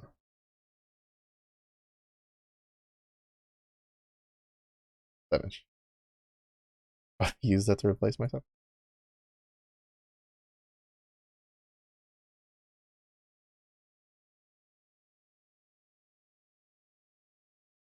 Recommended to take all the reviews with a grain of salt. Yeah, no. Usually with the good professors, like people write that shit down. Like, basically, it was a case of like you know how sometimes it's like no news is good news. It was like no news, bad news, unless you knew the professor was new. But gracias por el agua, blankets. Hello. How was the food? I play Osu. I do not play Osu actually, but I have a friend who plays Osu, and eventually, I guess I caved and I made a community challenge for for Osu, and that's gonna be tomorrow during this time. So I get to play Osu for the first time, and everybody gets to watch me be scuffed at playing rhythm games because I haven't played those in years.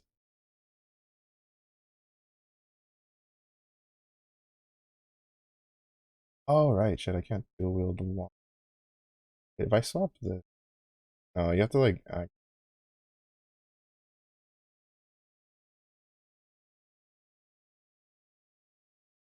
Been chilling, nice, being chilling.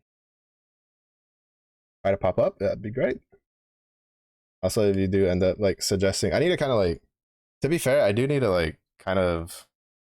I need to change that redeem the Osu one because originally I had put that in there for people to put like song requests leading into it, so I could have like a list already. But I didn't really define that very well, and so nobody's done like redeemed it because I don't think they realized that's what it was for.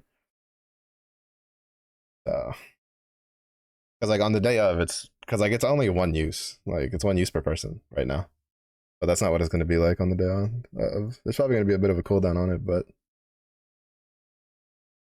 if you do use it, please be kind. Be kind, or Zephy gets banned. Basically, you know. All right, so 1, 2, 3. Oh, and 5 skill points. We do. Oh, okay, yeah, I forgot to fiddle that too. All right, that makes sense. Yeah, I kind of like did that like really quickly the other day. Well, now I know. Look, now we can all thank blankets for when it actually works tomorrow, and I don't look like a scuff streamer. Huh? What? What? What's up, Zephy? Zephy, one of these days you're gonna learn that what you type in chat has consequences.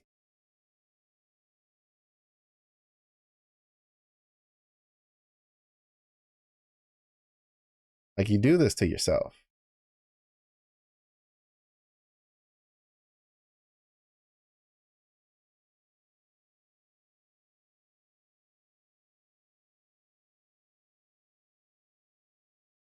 Beginner friendly map, yes. I mean, I'm probably gonna try to look up some maps for songs I like and stuff, and ask some other people I know that Osu if they got any suggestions. I have a little. I want at least a little list in case. You know, just have a little something, something to warm up on before people start dogpiling in with, you know, again, I don't know, through fire and flames requests or something crazy like that. The problem with like rhythm games though is that like as someone who grew up playing like musical instruments and playing a lot of Guitar Hero, it If it's too easy, I get too bored. But then like the stuff that keeps my attention, I like fail like instantly because it's too hard, and then I get medge.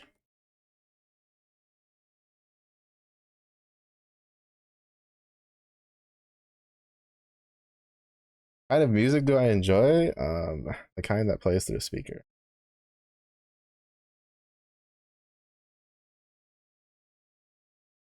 I don't particularly have like a specific genre. I just listen to music, and if I like it, I like it. If I don't, I don't.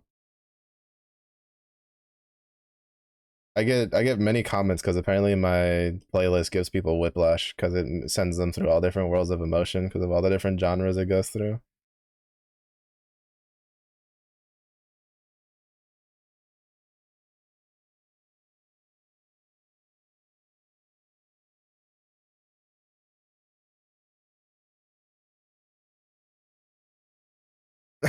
Push up glasses. Actually, headphones are just two major speakers that you put on your ears. So.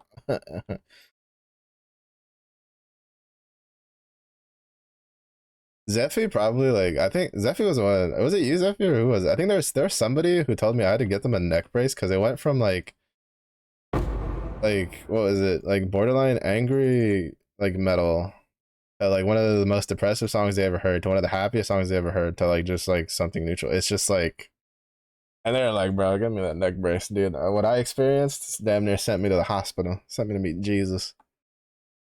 I'm just like, skill issue, honestly, skill issue. Fuck, buddy. Welcome to the inside of my head on a daily basis.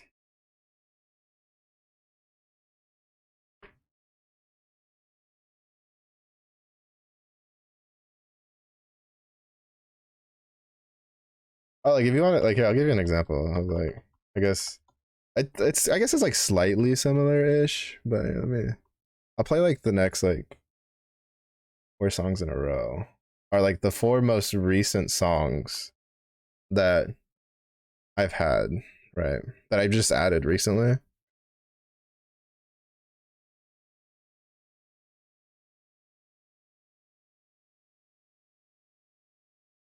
I mean, they're a little similar in each, but like the songs themselves, like sometimes. Well, actually, no, I think like it's like similar to similar, but or like two and two to some degree. But it's a bit all over the place, honestly. What I listen to, like there's Adele and like Calliope Mori and just lots of different like songs in this with Hosier and just I do not have a concrete like this is the type of songs I listen to. Oh,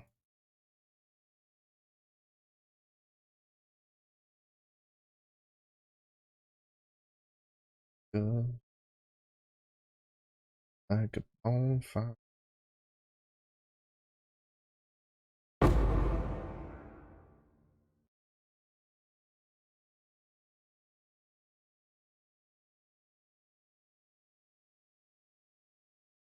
Get black and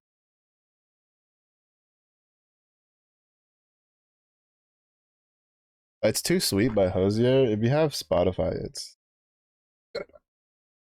fuckers. I'm trying to like copy black before too sweet. Yeah, yeah, they're really good. Um, I'll touch me. You touch my Gucci waist cape. Incorrect.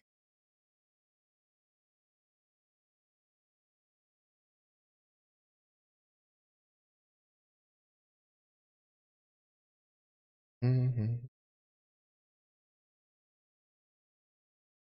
Come on. Oh my god, this is why I hate fucking dash skills. If this was Leap Slam, I could make that jump. Fucking blink skills have such a weird fucking hitbox. Where like a weird distance modifier they won't go. It's really annoys me as someone who uses Leap Slams on a regular basis.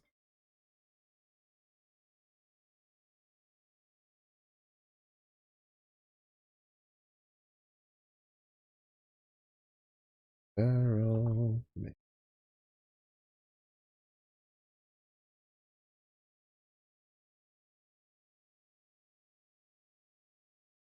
My coffee, your turn, your turn.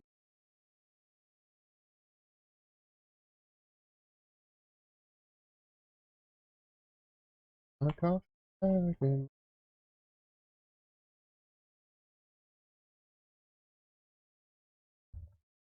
Too sweet, baby.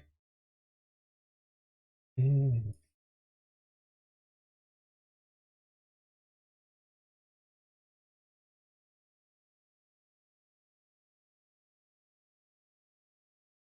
Ow, spiders.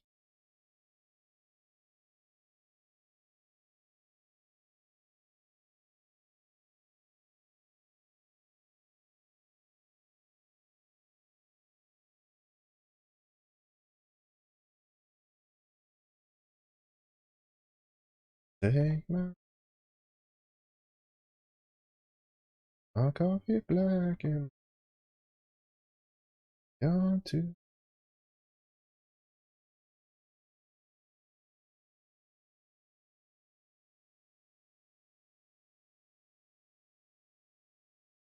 Yeah, so that was the more recent one that I came across from listening to like YouTube shorts.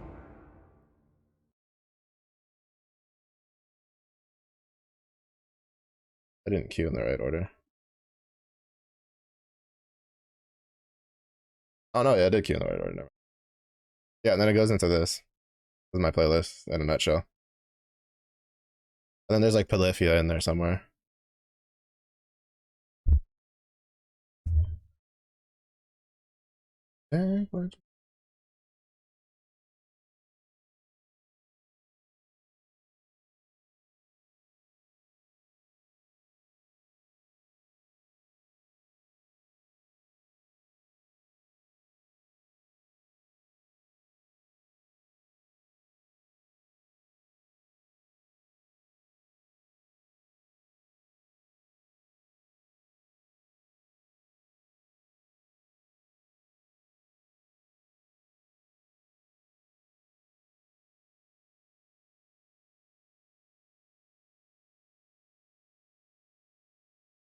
Mm-hmm.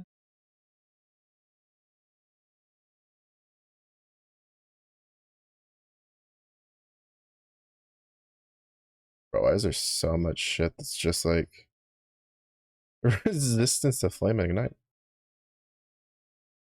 Osu crashed? Osu's trying to save me. Like, oh no. Oh no. Gotta save the bear.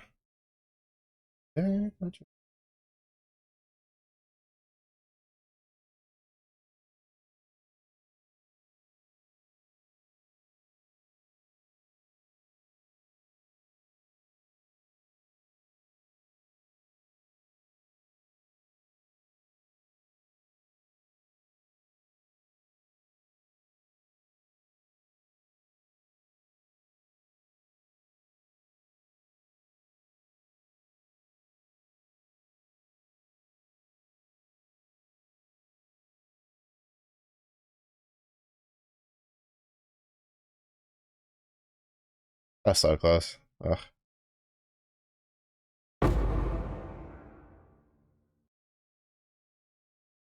Guy just casually gets an immortal flesh off of the story. To be fair, it's not that great. Whatchamacallit? That fucking Bama character had two divines all over.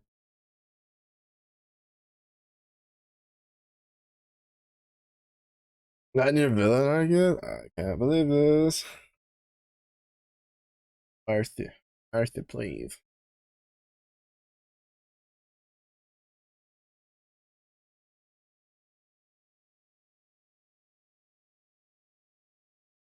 Mm-hmm.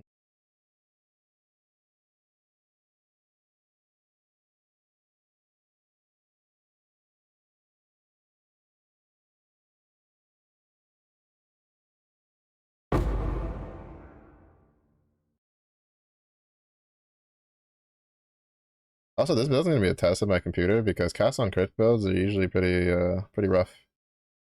And I don't have the MTXs for Desecrate or Detonate Dead. So It's gonna be fun.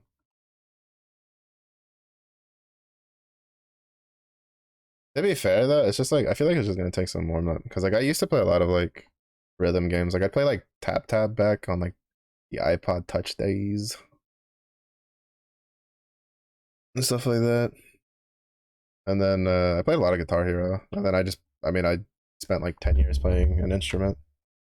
I think if I can get a feel for it, I can play some pretty decentish maps.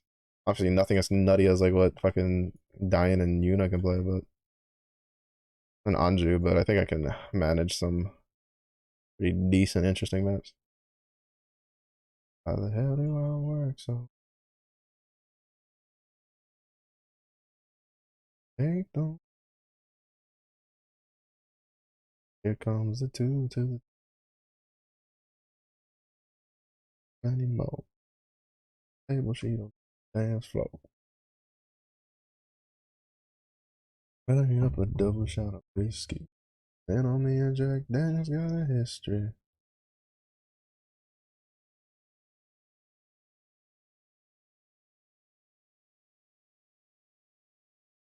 Everybody at the bar can. Everybody at the bar. Since I left. Check.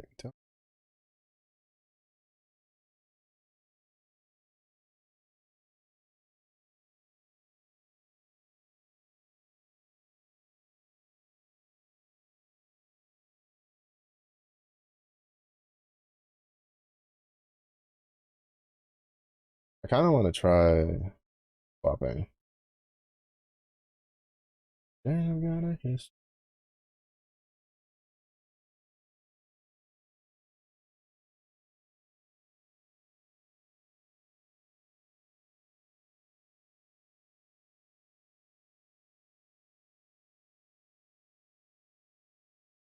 Oh, we have a decent save there.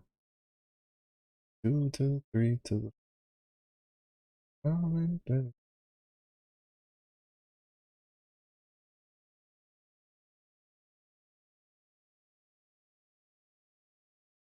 Double shot of whiskey. And got a.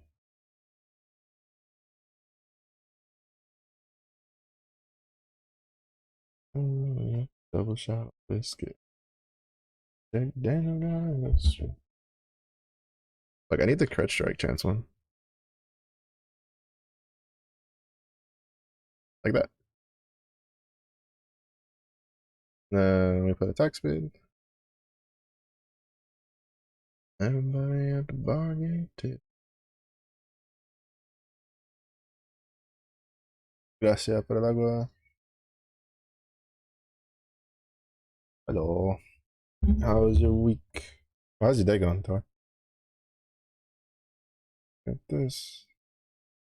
Under over here. Since it,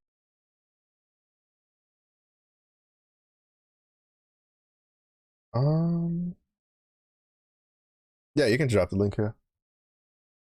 I'll grab it and fiddle around with it after stream. Mm, lightning resistance one. Mm,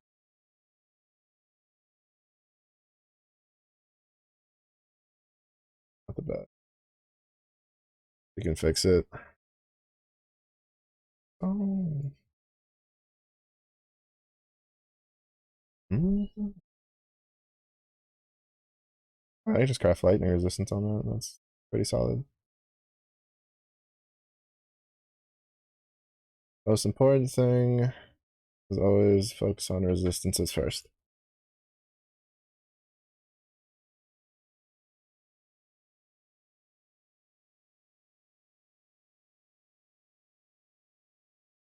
All right. I will then figure out how to put that in OSU without destroying everything. Perry's AWOL though. Sounds like Perry, honestly. Honestly, checks out.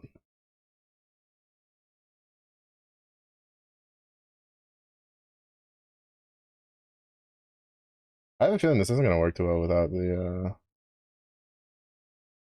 without the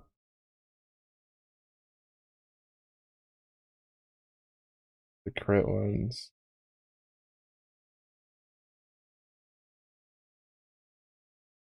All right.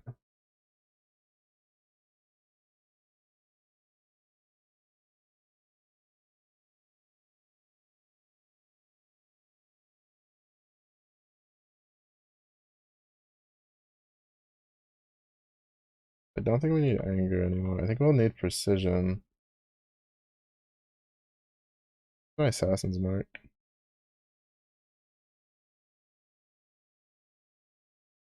I have to recolor something in here. Oh, well, technically not really. I just moved. Oh, desecrate actually. You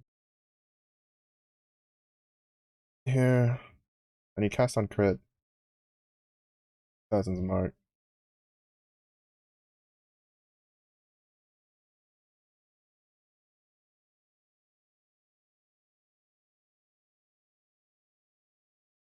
Cast on crit.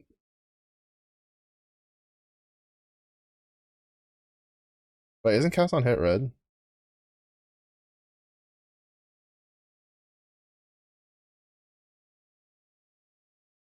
Oh, that's cast on melee. Wait, is it green also? No, it's blue, right? Not tripping.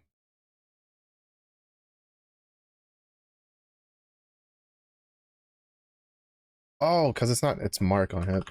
Green. Mark on hit. Then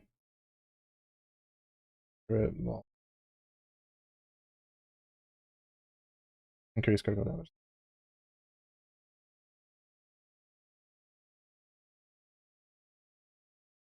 And then I'll keep this, and then when we get the stuff,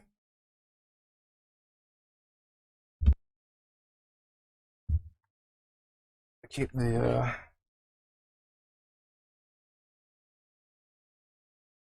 something like this. All right, this is kind of the scuff setup. We're gonna see how it feels. If it doesn't feel very good, we'll go back to the other one because I don't think it'll be very good without the crit passives. Carry the platypus, but you're shaking my head twice, shaking my head. Time to enroll for the camps. For the Dr. Doofin camps.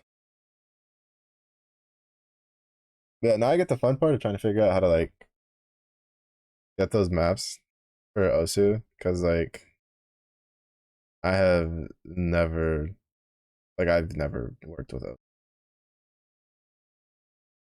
Oh shit.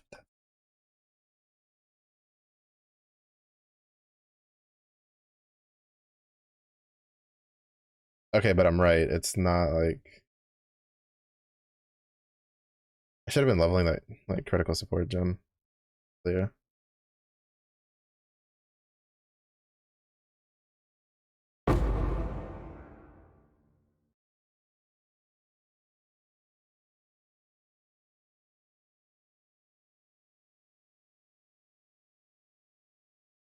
Oh wait, because I also have it in the wrong order.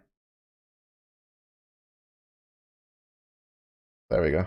That's the other problem. I forget that you have to have it in the right order because it casts it in order. You do cast on crit.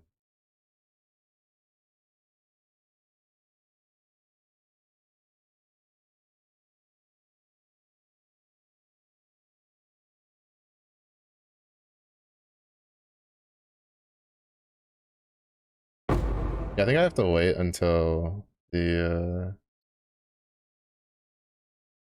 I get the crit like passive nodes because it's definitely not doing it right.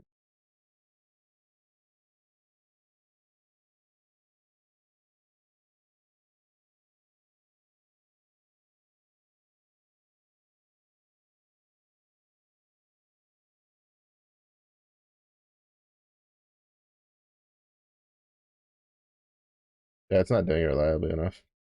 I just don't have enough crit.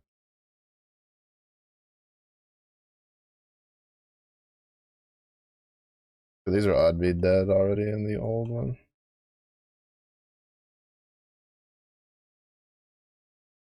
Could just be partially also the fact that I don't have the corpses set up for it either.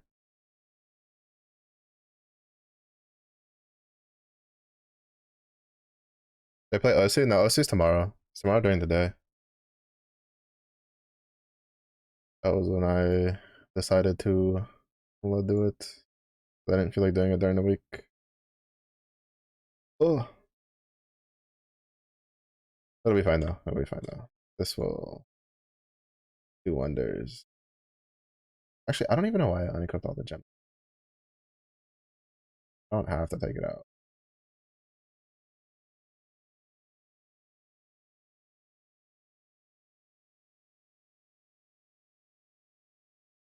I was like, wait. No.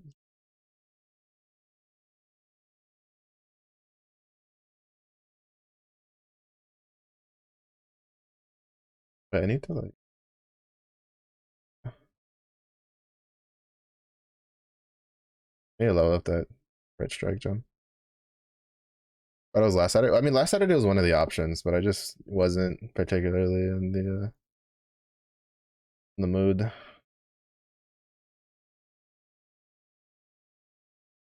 there was some stuff I wanted to get done last week.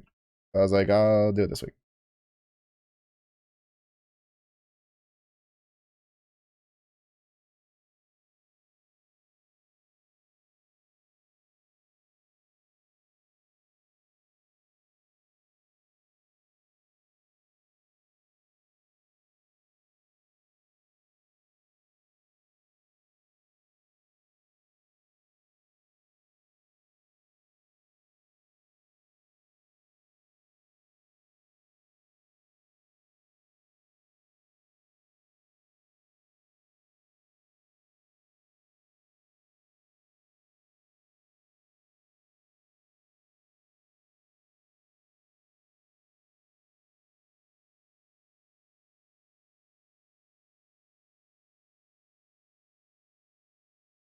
To put full desecrate out of it.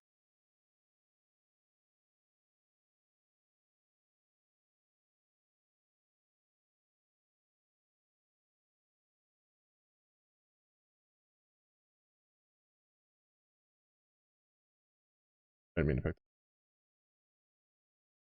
All right, we'll get through this and get to the boss, and then I will call it for stream so I can get food. Feed the doggo, feed me. I'm gonna probably do some more OC setup after stream and keep leveling this character. So hopefully by next week it'll be in maps. Because the plan is once I'm done with the current free event tracker for Apex, I'm probably gonna move Apex off to the side for. Actually, we'll go to the next waypoint. I forget what the next. I don't know the waypoint. I think the waypoint might be after, like, after we kill the boss.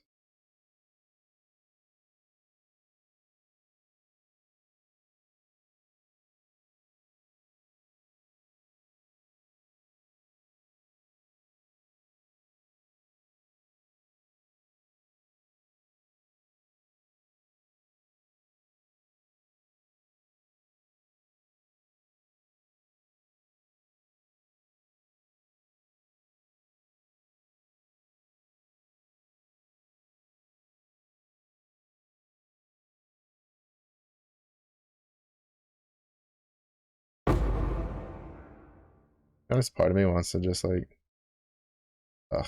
Maybe I shouldn't have gone for the evasion master just yet. I should have gone for it after getting the crit ones.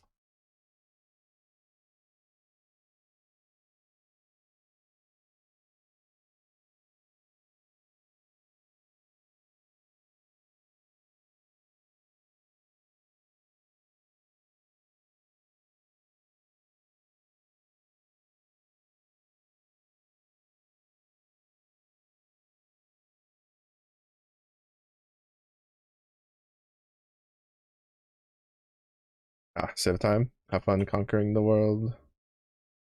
Bye bye. Sip it. I'll go take a sip in a second. Just and get to the boss. Alright. But the mana is pretty tight with running determination. Like running all these auras together. Yeah,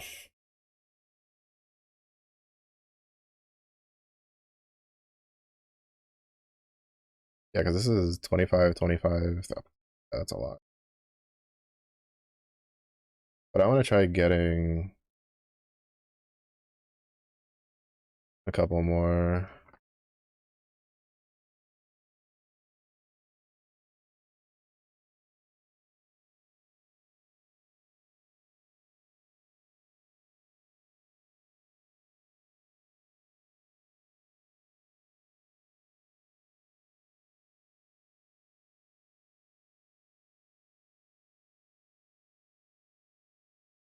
Boom. And now that was the boss. This build's really good at killing bosses. Well, at least this one. The next one should also be good at speeding me through the rest of the story. So I have to figure out how to kind of like get that together. I think I'm just probably just gonna respec those 3 points out and then go for the other stuff. Let's see. Hey, Tree Bros. Been a minute since a Tree Bro has been rooting around. Alright, we're gonna say a multi. And he just started. Oh, double wins. Double wins. We're gonna say a multi. I don't know. He has just chatting. I'm assuming he's probably gonna play like mm. We'll figure it out. I know recently he's been playing a lot of Helldivers with some buddies, so maybe I'll do more of that. Which I really want to get Helldivers too. I need that game to go on sale so then I can bring freedom. But thank you everybody for watching. I do appreciate it. Remember, OC stream is tomorrow in this time block. 2 to 6 p.m. Central. So whatever time that is for you, that'll be when it's tomorrow during the day. Hopefully y'all can stop by. But it was early day for you. Hope you have a good day. It was late in day for you. Hope you as well. Stay safe. Stay hydrated. I do see y'all again in the next one. Bye bye.